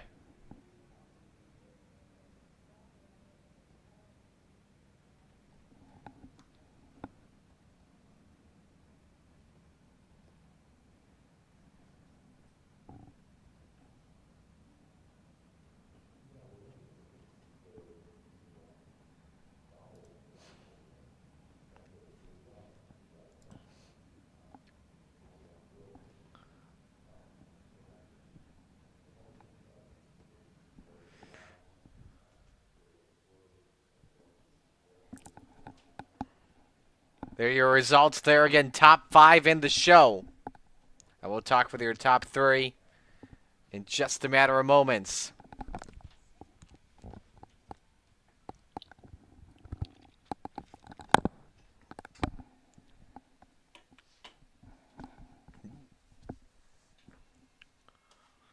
We'll start with our race winner here this evening, Gavin Chatham, as we wait for Chad Griggs. Gavin, great win for you tonight. Take me through that pass for the win on, I believe it was Chris early in the race. Yeah, right in the hot lap session, I found the bottom was working really well, and I didn't really think too many people were going to run it, so I just was pretty committed to the bottom there, and the car stuck really, really good. And luckily no one ran the bottom, and I was able to just have basically a clear racetrack and just was able to get up to the lead there. The car felt really good though. It was nice to be in this session just to, or this race, I should say, get a little test and tune up coming up for the Renegades race here. But all in all, the car felt really good. Kind of everything kind of fell our way, and no one was running the bottom. We were able to pass them, and then the lines started moving around a little bit, and I'm sure the lines are going to definitely move around a lot more in the Renegades tonight, so it should be a good race. Who do I give shout-outs to? I just want to thank you, Marty, for doing an awesome job with the broadcast. I want to thank Coast to Coast Racing, all the sponsors, admin, everybody behind the scenes that puts this league on, allows us to come out here and put on some good racing. I just want to thank FTM Full Throttle Motorsports, Mike Schick Motorsport Design, Velocity Race Design, Northeast Outlaw Motorsports, Super Dirt Car Series, Vertex Graphics, Chatham Motorsports. I'm forgetting somebody. Swan Speed Shops. I want to thank all the sponsors for all the help. I hope we get on the team, and I just want to thank the fans for coming out and watch these races. I hope we put on a good show for y'all, and and I just want to thank my fans as well for coming out and watching races. All right, appreciate it, Gavin. Congratulations on a great win tonight. All right, thanks, Marty. So, Chatham, your winner. Let's head to the second place finisher, that being Isaac Bowman. Isaac, correct me if I'm wrong. I believe your best finish in Rebels, correct? Can you hear me? Yep, we got you. I think I got you too. Yep, all right, perfect. So correct me if I'm wrong, but I believe this is your best finish in Rebels, correct? That would be correct. Alrighty, man. Take me through this race from your perspective, and how'd you feel about your car? Felt pretty good. Got beat down low to start the race by the 99. Tried to follow him for a while, then it got too slick, just kind of moved up. Cushion got pretty tight and pretty technical, and just tried to hammer down, catch my way back up, but just never happened. Who do I give shout-outs to on the run? Tyler Bowman, Sim Sports, and just all the boys there, just having a blast. Alrighty, man. Hey, we'll let you go. Great talking with you. You gonna run Renegades tonight? I'm not sure. I might look where Oski's at, but if they haven't started, I'll definitely join in. All right, sounds good. Hey, great run, though, regardless, tonight. Thank you. And let's go to our third place finisher here, Chad Griggs. Chad, I want you to confirm this for me. Were you trying a back-to-front challenge tonight? No, my PC decided that's what was going to happen. I didn't. Oh, I got no. in and I was having a whole lot of PC issues, and I didn't even get to turn a lap, didn't get to run my heat race, didn't get to qualify, and barely got back in before the feature, so that stuck me in the back. And then I was like, well, let's just try I wanted to try a really wonky setup to see how it would work on the bottom, and didn't really do what I thought that it was going to do, but all I really wanted to do was hopefully get in the top 5 and be able to run Renegades if I can go ahead and get my PC issues fixed before we run. That's definitely a tough break for sure, because you were fast again. You had another race-winning car. Would you feel you may have been better compared to everyone else? Probably if I'd used my normal set and been able to run a heat race, maybe. It took a whole lot of time to get through the field there. Just everybody was kind of running everywhere, and I just kind of had to pick off what I could when I could, and then I'd pick off 2 or 3, and the caution would come out before he completed that lap, so I'd have to give those spots back. And if I can get my PC issue here fixed before Renegades, we'll be all right. Who do you want to give shout-outs to? Think Coast to Coast. Thank you for the broadcast, Marty. Everybody that runs the league. Fun to run with, both Rebels and Renegades. Good group of guys, both sides there. Thank my team, TJM, and Trent Pullman for my wrap. Alrighty, man. We'll let you go. Great job, and best of luck later on tonight. Thanks, Marty. All right, Chad Griggs rounding out the podium here, and we'll step aside, take a break. When we come back, Renegades time on the Coast to Coast Racing Network. Stay with us.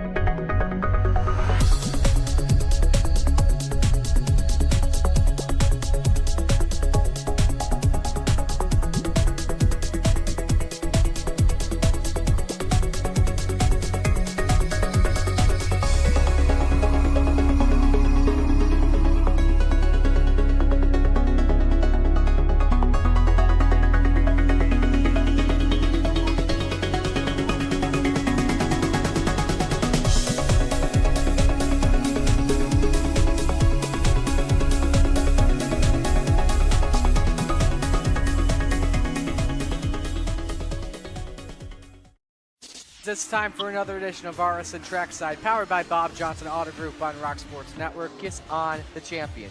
Trying to be a bit of a Hiatus, so let's get.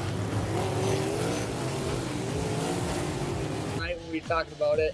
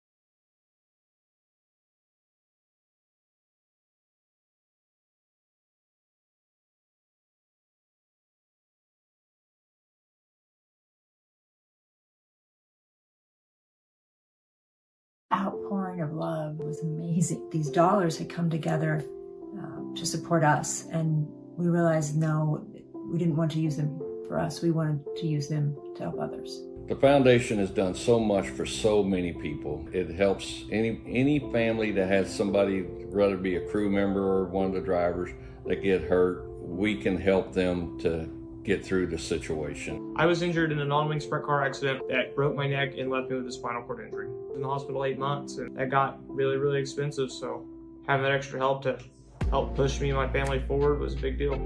I was involved in a pretty gnarly sprint car crash. Found out my brain was swelling and bleeding. Pelvic bone was broken. I had 2 cracked vertebrae on my back, and I was in the ICU a little over a week. The Steve King Foundation reached out to my parents. We received a donation from them. Immediately, they started me on what's called neurofeedback, and insurance did not cover the neurofeedback appointments. So we received another donation from the Steve King Foundation. It really helped a lot, and I just want to say thank you. Thank you from the bottom of my heart to the Steve King Foundation for everything that they have done for me. This last Sunday, I got to turn laps in my modified here. That was my first laps back in a race car since the accident, and I truly believe that if it wasn't for the Steve King Foundation, I wouldn't be able to do that or be where I'm at today. Yes, Steve's death is the reason the foundation exists, but it's Steve's life, and it's the lives of racers everywhere, is the reason we're able to do the work we do.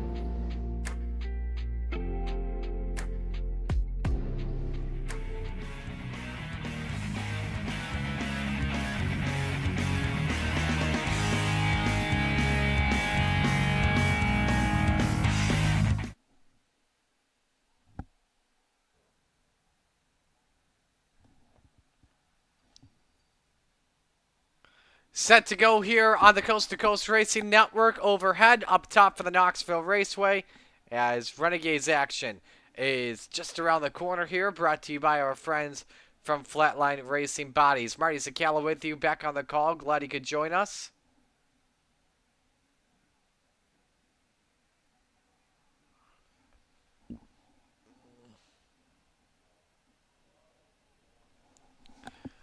So we're getting ready to go for the Renegades, and it's been a fun Renegade season to watch here so far this summer. Hollow checking in. Hope you've been well, my friend.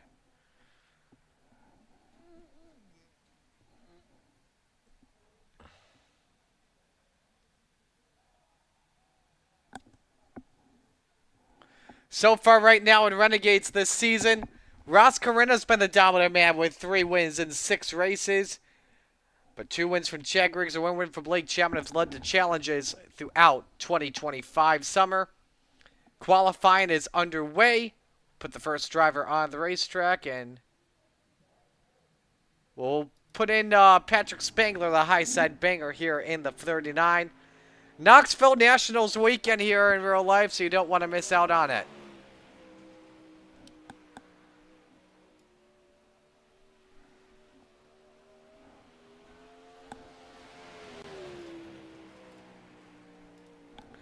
To put up your best lap here in qualifying.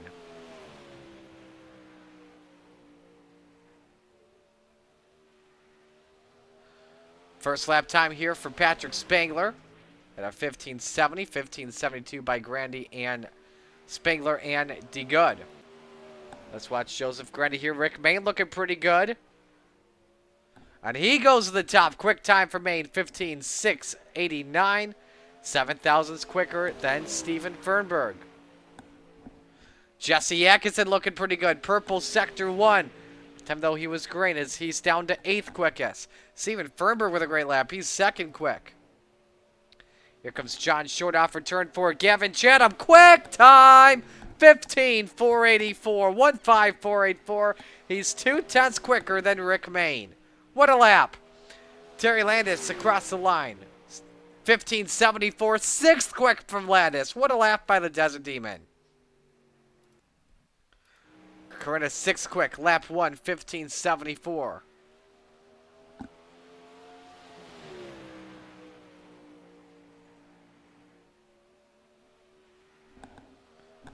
Chad Cote 2nd quick on lap 2 at a 1567. Much better lap.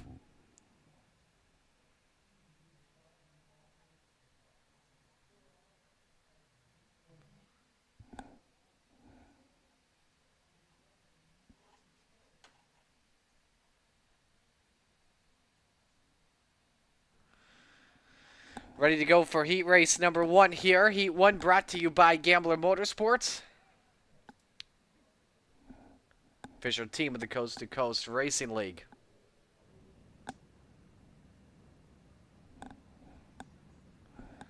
Here's the lineup here for heat race 1. Bob DeGood and Ross Corinna on the front row. DeGood in the 7, the boss in car number 10 on the outside. Row 2, Steven Fernberg in the 29 to his outside, Gavin Chatham in the 99. The third row, the Bird to Beast, Jeff Barker in the 513 and Jack Hitt in the 217. Final car on the grid, Brendan Lacey, the lowline master in the 114.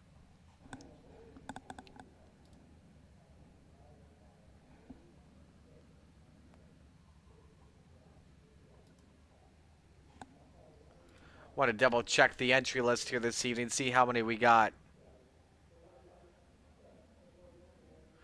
19 drivers, I believe, we have with us tonight, so we'll have 7, 6, and 6 for heat races tonight.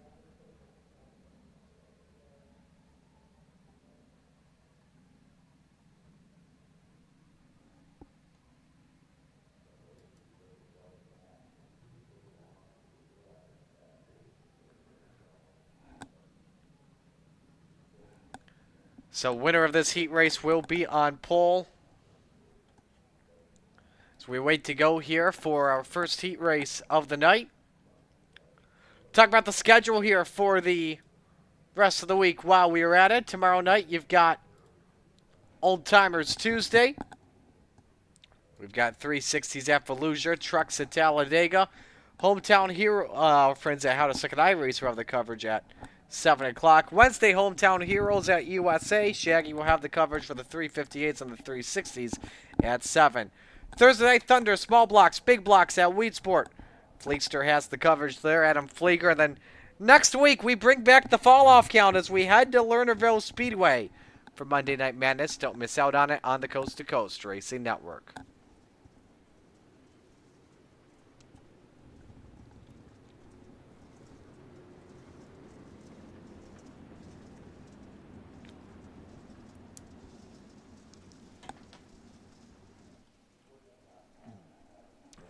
This is a stacked heat You got Corinna, you got Chatham, you got Lacey.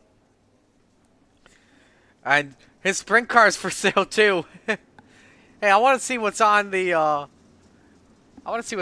wing. Bear with me. I'm going to go rear chase here. For sale, SGR NA, $1. Call 1-800-U-SLOW. Brandon Dittmer, you got company for the best for sale car. I hope Brandon's watching, and I'm pretty sure he's hanging out in Oskaloosa tonight with Dee and the rest of the gang.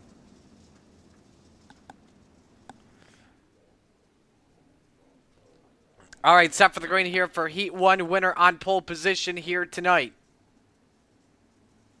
Green, green, green. Green is out. Here we go.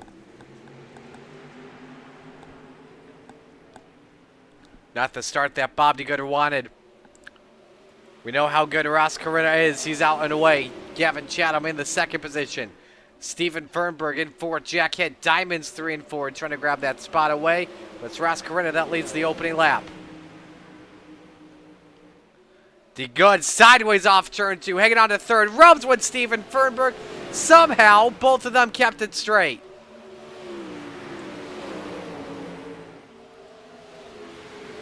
This allows both Hitt and Lacey to try and close in. Fernberg passed for third. In the wall, Jeff Barker, the 513 in the back. Right up over with Brendan Lacey as he watches a wild race here. Bob DeGood losing a lot of spots. Jack Hitt through to fourth. If we had over 24 cars, that would be the final transfer spot of the heat race. Because we have under 24, everybody makes the show. So it's Ross Corinna the leader here as we're past the halfway point.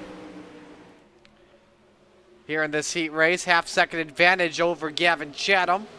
Our Rebels winner who pops the berm there and somehow didn't go around. Jack Hitt makes the pass. And Jeff Barker may in just a moment.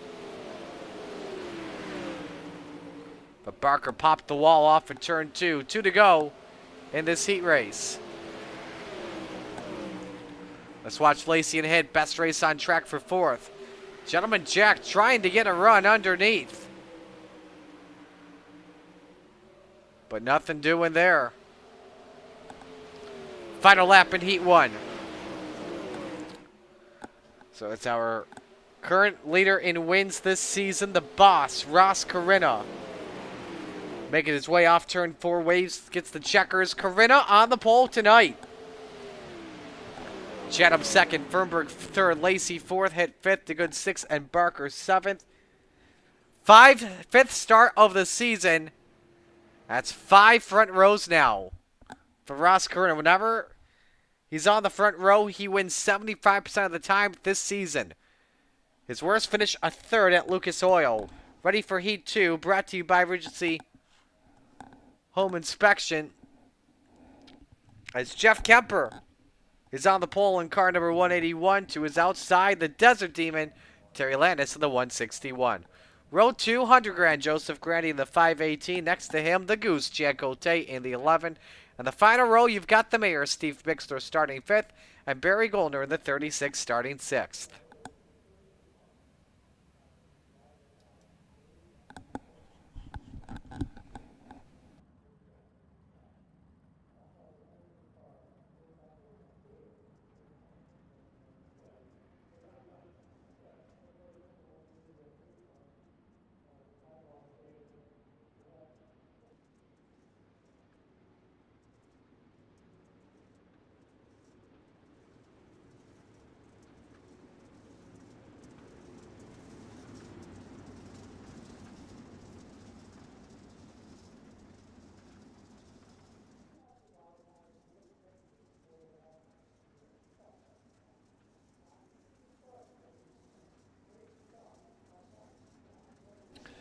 Lap here until we go green for Heat 2. Winner starts the outside of the front row this evening.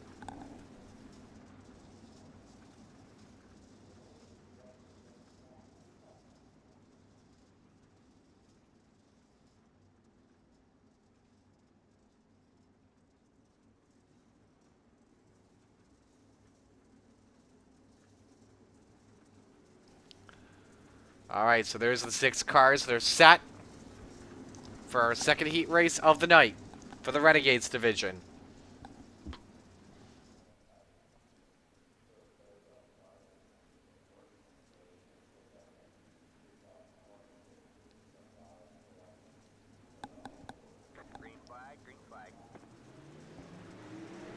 Green flag is out. Heat 2 underway.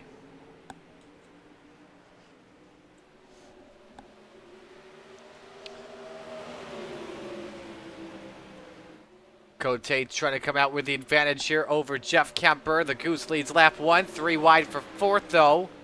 Barry Goldner, Steven Bixler, Terry Landis. This is some good stuff here in turn 2.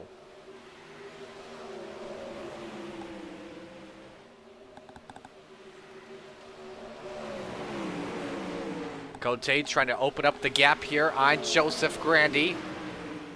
But the Goose very quick. Remember, was second quick in qualifying. A 15.98 is up by about a quarter second on Joseph Grandy. 100 grand trying to send it in. He was started 3rd. I believe, if I'm doing this correctly, was 5th quickest in qualifying. So these will be the challengers for this heat win. We're halfway home here in this heat race. Good battle for 4th. Steve Bixler, Terry Landis, and still Barry Goldner as well. Here goes Grandy challenging. Goes in deep. Hang on. Nearly hits Cote. That got close. Back on board with Grandy. Nearly biked it there in turn 2. And this race for the lead is also allowing Jeff Kemper to close in. Wing to wing off for 4. Cote still with the advantage. 2 to go. This Grandy throw it, and he does with a slide job. Cote had a jam on the binders, and Grandy to the race lead. That was a slider from hell right there. Cote's not giving up, though, that's for sure. But with 1 to go, Cote's hanging on for the 5th spot in the feature. If he loses it, he would start 8th. But Cote not done yet. Tries to send it deep. Good defense by Joseph Grandy off for 4. Checkers wave. Joseph Grandy your winner in Heat 2. Cote 2nd. Kemper 3rd. Barry Goldner 4th. Steve Bixler 5th. Terry Landis in 6th.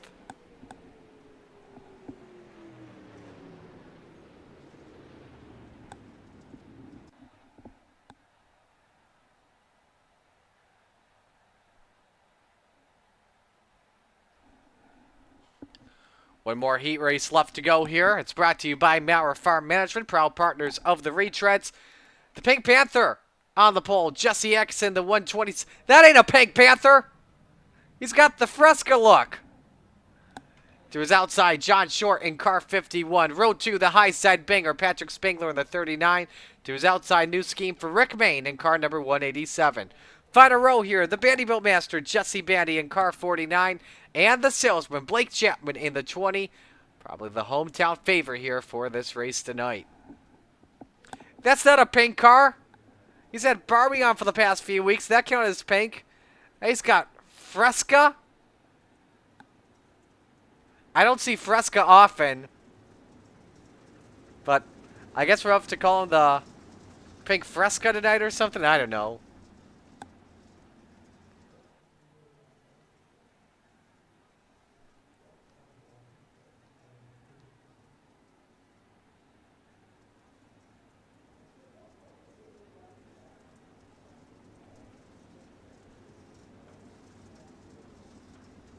One lap here until we take the green flag once again.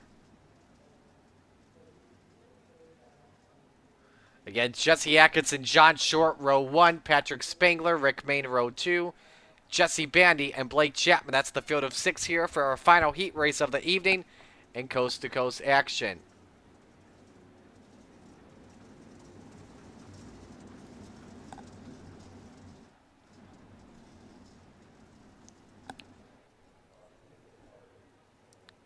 Winner starts inside row 2 here tonight.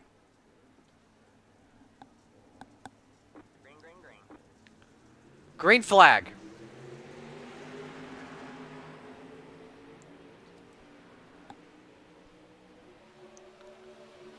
Spangler wanting second here from John Short as Atkinson grabs the early lead. Training Wheels Racing trying to go 1, 2, 3 wide for the third spot. Spangler edges out Rick Main at the line. Bandy caught up in the middle as well. Ooh, tough exit there for Jesse X. Allows John Short to close in, but he had to left. Allows Patrick Spangler to have second for just a moment. What a gaggle off for turn number 4. How about this shot into turn 1? Main looked low. Atkinson slammed the door right in his face. Blake Chapman to the wall. Contact off for Jesse Bandy, and one of the favorites to win. Start from the back. Nearly 4 wide for the race. Lead off for 4. And somehow Rick Main is hanging on for dear life. Spangler downstairs for the top spot. 2 by 2 as we're coming to the halfway point this time by Spangler. Out in front here in Knoxville. This looks like a drafting style race. John Short touched the berm in the center of 1 and 2. Patrick Spangler all alone downstairs. Jesse Atkinson threads the needle 3 wide. This is phenomenal with 3 laps of racing to go. And Main hangs on to second. John Short back into it in the third spot. And they race hard for second. Spangler starts to run away with that 2 to go. Slider from John Short. Main with the counter. Oh, short of the wall. Main tried to slam the door right in his face. White flag waves. Final lap underway in this heat race for Patrick Spangler, the 39. And he's pulled away, looking to start third here tonight. Main, Short, Atkinson. Ooh, Main slammed the door right on John Short. Checkers wave. Spangler your winner in Heat 3. Main second, Short third, Atkinson fourth, Chapman fifth, and Bandy sixth.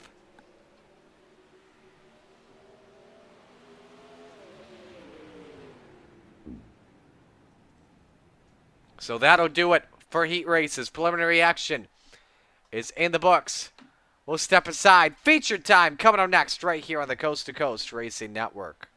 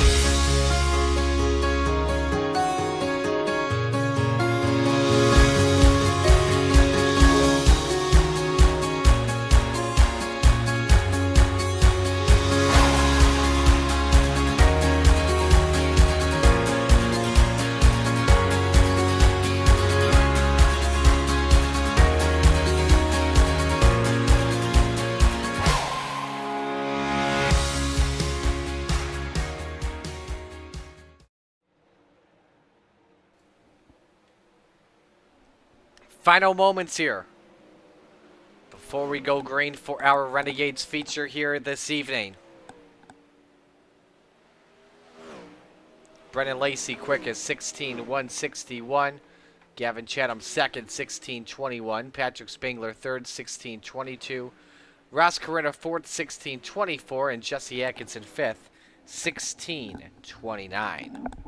Checkers out here on warm-ups. Look up top here from Knoxville. Beautiful town. You got to go check it out. So many things to do in Knoxville. Outside the racetrack, you got the National Sprint Car Hall of Fame and Museum. You got the Rib Shack. Amazing barbecue. I'm trying to remember what the diner was called. I can't remember what the name was. Obviously, Dingus. That's a party place. And obviously, Casey's. Casey's is good. Scooter's Coffee is good in Iowa. Gotta go have some good stuff there. All right, feature time here for the Renegades. 35 laps. Here's the night's starting lineup. On the pole, the boss, Ross Corinna, in the 10 to his outside. 100 grand, Joseph Grandy in the 518. Row number 2, you've got the high side banger, Patrick Spangler in the 39 to his outside. Gavin Chatham in the 99. Row 3, the Goose, Chad Cote in the 11, next to Rick Main in the 187.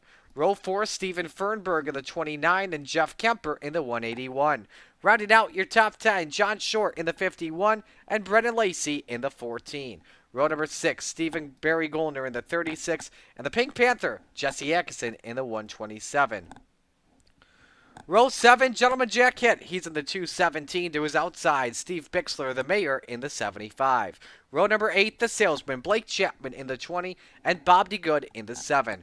Row 9, the Desert Demon, Terry Landis, the 161, and Jesse Bandy, the Bandy-Built Master, in the 49. Final car on the grid, the Bird to Beast, Jeff Barker, in the 513.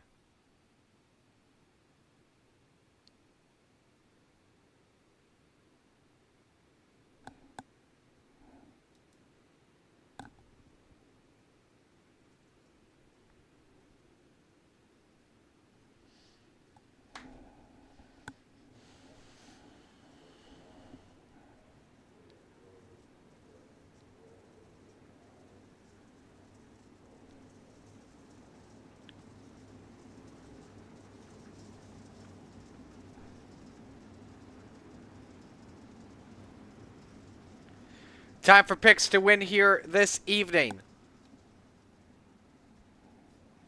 I'm going to go with the man. You know what? I'm going to go with the man starting fourth. Give me Gavin Chatham winning both Rebels and Renegades tonight.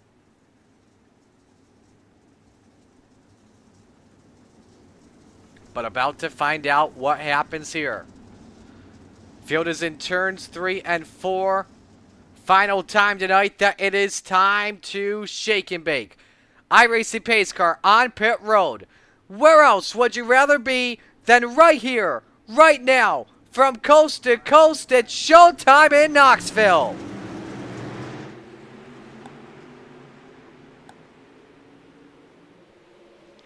The Flatline Racing bodies, green flag waves again. Caution waves immediately. John Short, Stephen Fernberg, and Jeff Barker all got together off for turn 2. I was hearing it in the background. I had to take a sneeze. Here's what happened at the start from the middle of the pack. Fernberg and Short get together. They hook. In the inside wall, they go very hard. And different accident caused for Jeff Barker. Let's see what happened there.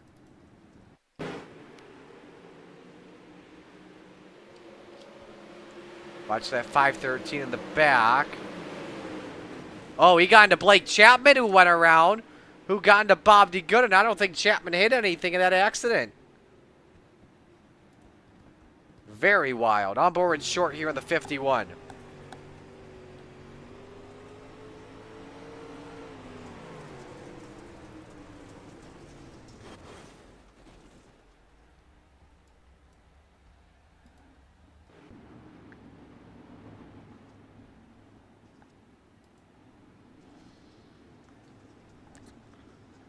So first caution flag waves on lap number 1 of the night.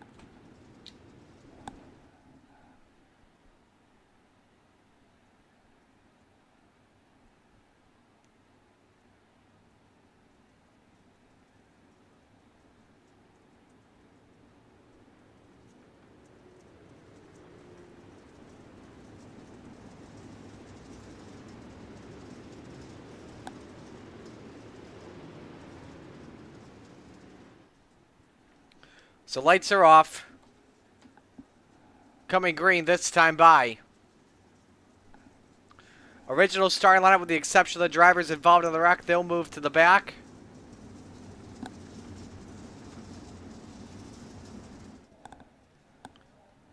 And we are set to take the green flag. Take two. Time to get it on once again.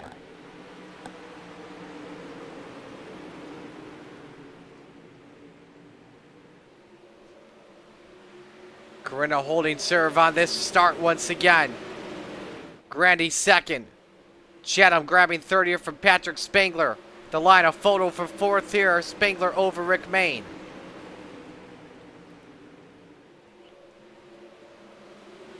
Chatham trying to grab second here from Joseph Grandy off in turn 2. But Grandy trying a different line compared to the Knoxville Nationals champ. Trouble. Bixler and Fernberg go around. Second caution flag waves here.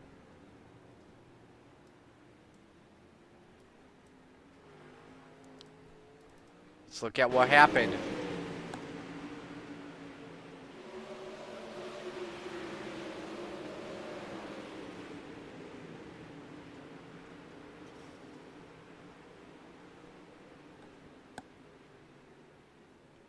Think we're right on board with Fernberg.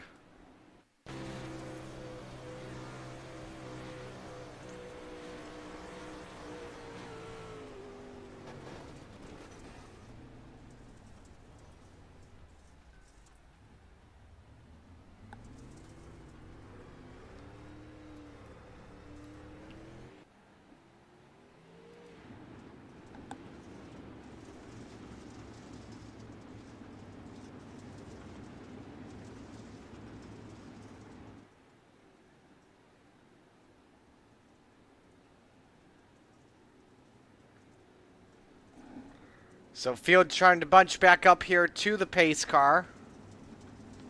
We'll get back to the green flag in just a matter of moments. Again, don't forget next week we are at Lernerville for Renegades action. Join us at 7 o'clock right here on the Coast to Coast Racing Network. If you're watching, let us know who you're rooting for in the chat. That way we know who's here, who's not.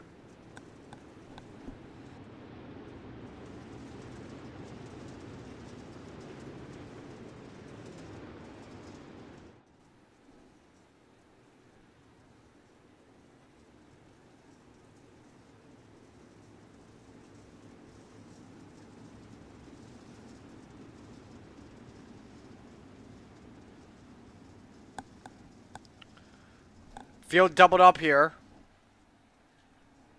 After 3 laps of action, we'll watch for the aerial shot as we come back to green.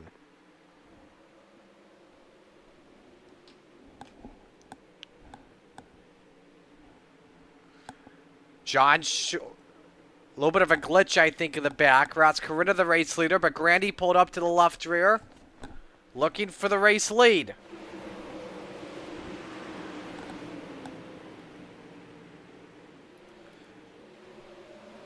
Chad Cote losing spots. Don't know what happened to him in the 11. But he's stuck. Double wide here with Brennan Lacey and company. Same with Jesse X in that 127. Rick May, caution waves here again. Bob DeGood and Jeff Barker.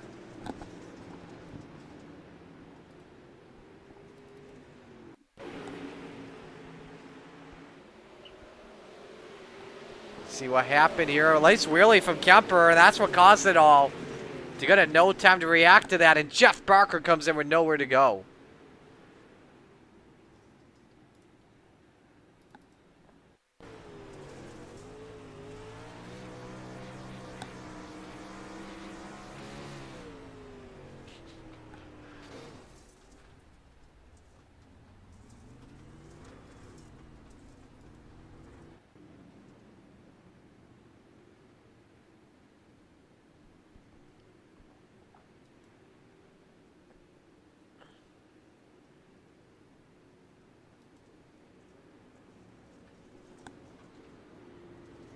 So we'll go single file here for the rest of this one. Hopefully we get a long run going here.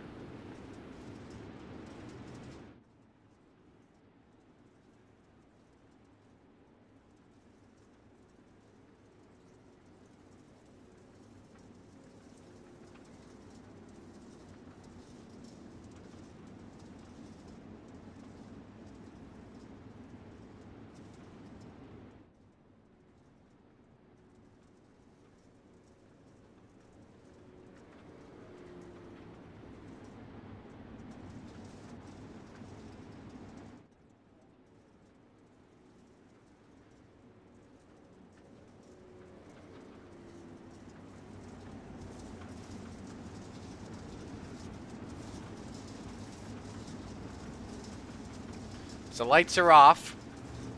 Here's your current top 10. Ross Corinna, the leader. Joseph Grandy, second. Patrick Spangler, third. Rick Main, fourth. Gavin Chatham, fifth. Chad Cote, sixth. Jesse Atkinson, seventh. Brennan Lacey in eighth. Jeff Kemper, ninth. And Blake Chapman rounds out your top 10.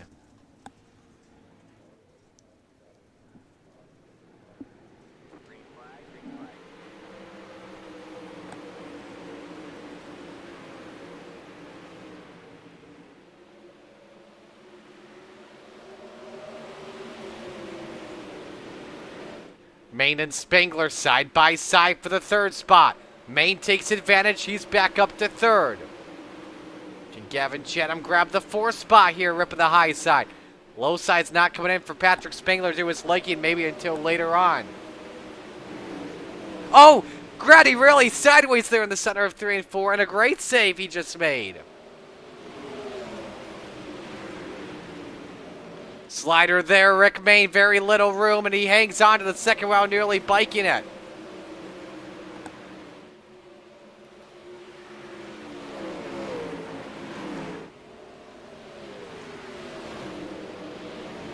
Chatham tries for the slider there on Grandy for third, nothing doing there.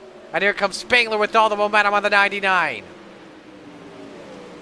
Grandy at the wall once again, turn 3, starting to bite him in the dust. Blake Chapman, ever since the accident in the first lap, he's made his way up to the 8th position. Great comeback for the salesman in the 20 car. Next target, Chad Cote in the 11.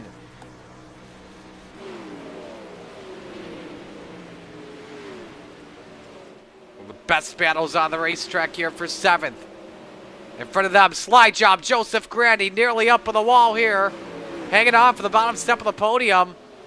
On Gavin Chatham, the 99 takes it away. And he just about biked it there in turn 2. On board Chatham. Both of them hanging on for dear life. Wow, still Corinna out in front. And now he's on the low side. Main trying to get the top to work. 0.3 of a second separate your top 2. The drivers that were battling for the win in the Knoxville Nationals a couple weeks ago that benefited the Steve King Foundation. A couple of top drivers going to be getting some benefits for the Steve King Foundation as well. If you follow them on Facebook too. And I don't know if this is happening this week as well, but with some of our guys in Knoxville, believe they'll be sending a check over to the Steve King Foundation. Chatham tried the slider there for second, and it almost paid off for the 99. Even while risking biking, some drivers even taking wing damage here at the same time. You see some of the wings starting to move. Another slider from Chatham.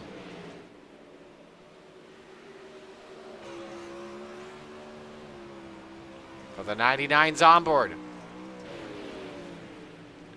And Chatham hanging on desperately, and it's opened up the gap for Corinna to 3/4 of a second. Update you on Blake Chapman. He just passed Jeff Kemper. He's up to 6th. Next target, Patrick Spangler, 1.4 seconds ahead. And remember, that's your battle for the championship lead. Spangler, without the drops. In effect, Chapman came in 435 to 419. But starting next week, we'll be updating you on the points with the drops in effect going in. Chatham's cut the lead down on Ross Corinna, half second, and the leaders starting to approach lap traffic as we come to 15 to go.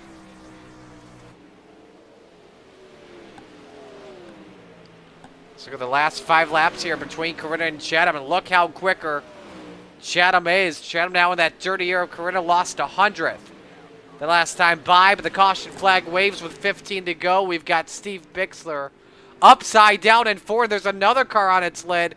I believe that may be Brennan Lacey in the 114. If not, it's Jack Hitt. We'll have to check on that. But a wild wreck has occurred here on the front straight. Saw John Shore in the background sideways. Look at Lacey. Bikes it in turn 4. Right in front of Terry Landis and a hard crash. Oh my! Wing first in the fence. And oh my gosh. Bad flip for Brennan Lacey. Steve Bixler, Jack Hitt. On board with all three of them. Watch Lacey in the 114. Biked it there in turn 3.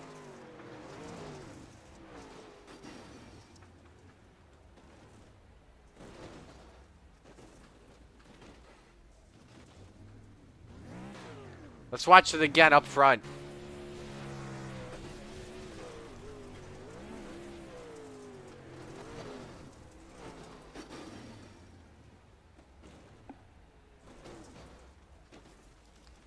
Let's go, Jack Hitt.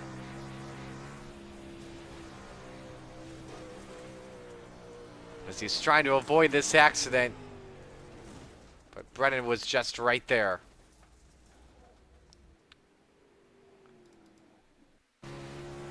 How about Steve Bixler?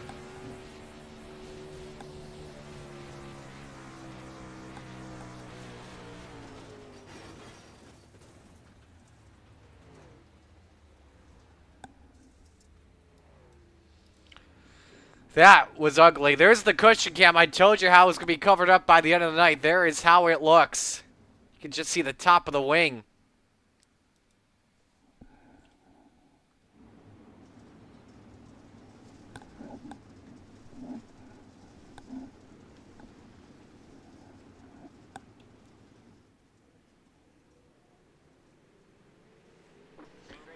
Back to the green again. 14 laps of racing to go.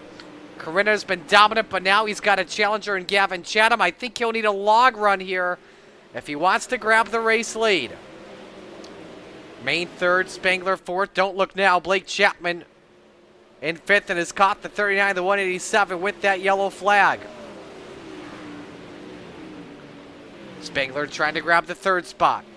Blake Chapman just following suit for the race lead. Gavin Chatham, different line. Corinna with the slider line. Just have the better entry. Chatham looked low there for just a moment. And there is traffic ahead.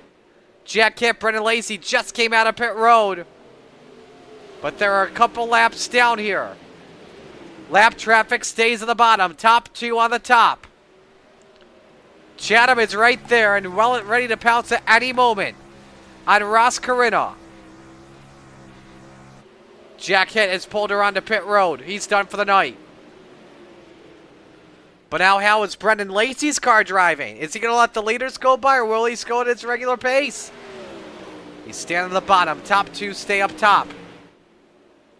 And look how bumpy that top looks. You got to be very careful up on that cushion. 10 laps of racing to go. It'll be 9 at the line next time by. Corinna's dominated this race so far, but now he's got a challenger. Other racing on track. Jeff Kemper, Jesse Bandy, battle for 6th.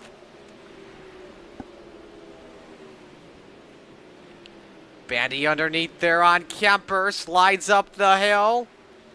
Kemper clears on Bandy.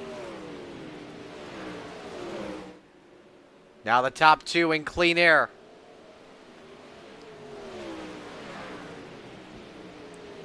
Check it on Blake Chapman. Hasn't been able to really close in on Patrick Spangler. The race for 4th and 3rd.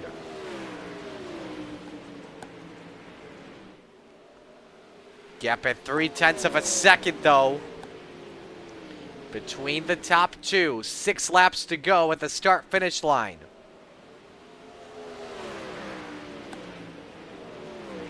Got some other racing on track here for 6th. Slide job by Jesse Bandy. He started, remember, back in the 18th spot. Looking to grab the hard charger award from Blake Chapman. Bandy up on the cushion. Hangs on to 6th for right now. 5 to go at Knoxville.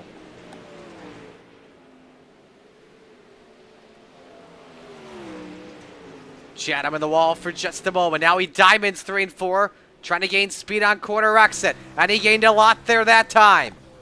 4 laps to go. Chatham trying to set it up in 3 and 4. More traffic ahead. Terry Landis. Horrible exit from Chatham. And now Corinna knows his line. Ooh, Channel though got up on the motocross bumps. That's gonna be a tough corner there. Channel loses some time to Ross Corina. 3 laps of racing to go. And don't look now. Rick Main is one of the quicker cars on the racetrack in third. Chatham up on the wall once again. The high side not the place to be for right now. Chatham another better exit there off in turn 4. 2 laps to go here. Ross Corina, the Knoxville Nationals champion, trying to win a regular race here. Chatham though right there, not done just yet. He has to diamond the corners if he wants to take the win from Ross Corina. He keeps her up top. Final lap underway. Gavin is right there. Ross cuts his line off. Who gets the better exit, though? It's the boss, Ross Corina. It's not over yet. Ross slams the door on Gavin Chatham. Chatham sends it up deep up top. Nearly bikes the 3-4 checkers wave. Ross Corina. Oh, he runs out of fuel. Gavin Chatham with the heist of the century. Oh, my gosh. Gavin Chatham just took it last second from the boss. Unbelievable. It came down to fuel. And Gavin Chatham sweeps the sprint car divisions tonight. Unreal finish. I thought completely it was all Corina's, and then the engine shut off in turn 4. Holy moly. Let's ride on board with Corina as he needs a push from Brendan Lacey. Oh, that is heartbreaking. Finishes second in the end. Let's listen. Guess is good. And oh my gosh, at the worst possible time.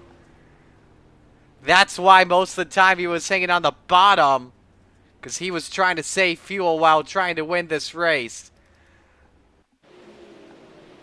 Watch this here from turn 4. Trying everything to block, and oh my goodness. This... Oh, I think we may have just lost it. Hang on a second. This is on board with Chad. I'm coming to the checkers.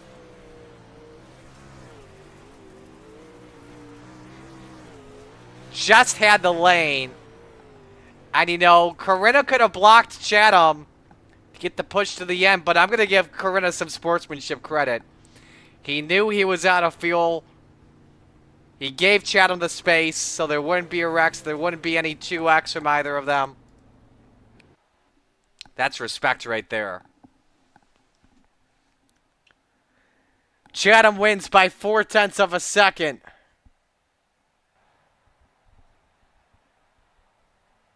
Unbelievable. Wow. What a way to end the night. Let's get the top 3, and we're going to talk... Before we talk to the top 2, we're going to talk with our third place finisher, Rick Main. Rick, you looked like you were the fastest car in those final laps. What improved throughout the race from your perspective? Yeah, this was our Knoxville Nash set, so I mean it was set up for a little slicker. I might have should have opted in maybe for the other set because it seemed like the track didn't get super racy until they're late. So I think the track just started to come to us a little bit there. What positives do you take away from this run tonight? I mean, I feel like we paced Carenta and Gavin really well there, and anytime you can run with those guys, it's a big plus. And yeah, I mean, we had some good speed, just wasn't able to kind of get back up through the field the way we needed to in that heat race. So I think if we can just focus on that a little bit, we'll be able to do something maybe next week. Who do you want to give shout outs to? Just the new team on the side, RMDB SimWorks. Me and Dylan got a new team we put together here. We're working, closely with Aiden Beerline over at RTB. He's helping us, get better every week. All my guys at Hinkle Homes, of course, Vapor Trail, and Chase at JRB Designs got this great wrap for me. Well, we'll let you go. Great job tonight, and best of luck next week. Thanks, Marty. All right, let's talk with what was the story coming to the checkered flag. Heartbreaking, Ross Corinna. Heartbreaking. I've never fuel guy's seen. gonna get demoted. What's up? The fuel guy's gonna get demoted. Oh my gosh. How close can you get to that? I thought you were good coming off of turn 4. Yeah, no, just came off it and sputtery she went. I looked up in the mirror and I saw Gavin coming, so I tried to shoot down to the bottom. He did tap me a little bit, I think, but I mean, obviously that's not his fault.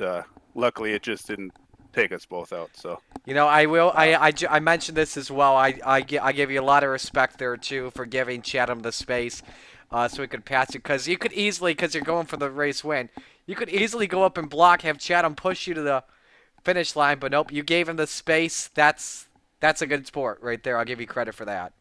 yeah, thank you. I mean, if you can't run the correct amount of fuel, then you probably don't deserve to win, anyways, right? I've seen some people run out of fuel and win as well in the past, so do it clean. Yeah. So, but hey, a great run though. Who do you want to give shout outs to? Obviously the Phantom Motorsports guys, M9 Racing Performance, Velocity Race Design.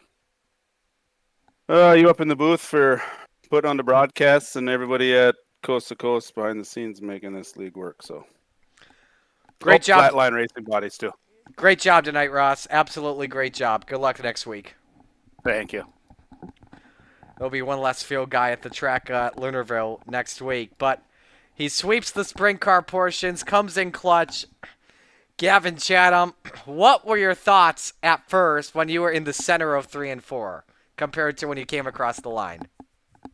It's you try everything you can to pass a guy and pass him clean and have a good race. And that was a heck of a battle between me and Ross there. And I felt like we were just a little bit quicker there, and it was just trying to be patient and hit the right hit the right line and get the grip and coming off the corner there and coming to the checkers. And I knew he's going to protect, and so I tried to do a slider, and I slid up and I was going to hit the cushion and just go, and then he kind of slid up right in front of me, and then kind of had me blocked. I was like, okay, that's it was a heck of a race, and I guess this is why you never quit till you cross the checkered flag, because he started sputtering and he slowed up, and I was like, oh, did he clip the wall or something? And then he kind of pulled down there, and I mad respect for Ross there. I mean, he could have left it up there, and I could have pushed him across the line there. It would have been a little bump drafting, but mad respect to him to pull down and let it play out how it did. Yeah, and then I guess it started sputtering, and then the lane opened, and I had it to the floor at that point, and whether we beat him to the line or not, it was gonna be. I don't even know how close it was, but I'm sure it was pretty close. Well, let me ask you this then: how much fuel did you have left? We had about a gallon left, so I had about one more lap left in me. No, in the warm up session, I put it in, and I was reading about 37 gallons or 37 laps, and I'm like, okay, we should be good, and the track will slow up, and we'll probably end up running the bottom. The bottom always comes back in here at Knoxville, so I figured, run the bottom, and it won't be any issue. And I think each caution, I was checking my fuel to make sure that I was going to have enough there. But so we're pretty close. But I guess that's how you want it. You want is the least amount of weight as possible in these cars, and to go fast. And I guess they just got it right tonight. A little bit of luck. Next week, Lunarville. How do you feel going on in? Oh, it's my home track. I feel pretty good about Lernerville. I've been wanting to get a Renegades win there for a while now, and I think I gave one away there a season or two ago, running the bottom there, and I don't remember who passed me. We were side by side at the line, but it was a heck of a battle. So I always feel good about going back to Lernerville and being a home track for me. So hopefully we'll we're running pretty good this year. We got a lot of speed, which is always a good thing. So hopefully just keep riding the momentum, and we'll put it in victory lane, or at least a podium. Who do you want to give shout outs to? Marty, I just want to thank you for doing an awesome job with the broadcast. I want to thank Coast to Coast Racing, all the sponsors, admin, everybody behind the scenes, everybody that helps out put this league on, allows us to come out here and race and put on a good show for everybody. I just want to thank Full Throttle Motorsports, FTM, Mike Schick Motorsports Design, Velocity Race Design, Northeast Outlaw Motorsports, Chatham Motorsports, Vertex Graphics, Swan Speed Shop, Super Dark Car Series. I want to thank all the sponsors and all the support we get from them. I just want to thank the fans for coming out and watching these races. I want to thank my fans as well for coming out and watching the races as well, and give a shout out to Scotty there as well. He was helping spot for me for that race, so definitely gets an assist on this win for sure. Great job tonight. Congratulations on 2 wins this evening. Well done. Thanks, Marty. It definitely feels pretty good to be back in victory lane. Absolutely. Gavin Chatham, a Renegade winner once again. Congratulations to him on the contest. So with that, we will bid you adieu, and we will talk to you all next week at Lernerville Speedway, 7 o'clock, right here on the Coast to Coast Racing Network. I'm Beth Filmer here at C2CRO, all the fine drivers and sponsors, and our great crew of admins. Marcus Callis saying so long. Your winners here this evening in the 358s, Brandon Templeton, and in both sprint car divisions, Gavin Chatham. So long, everyone.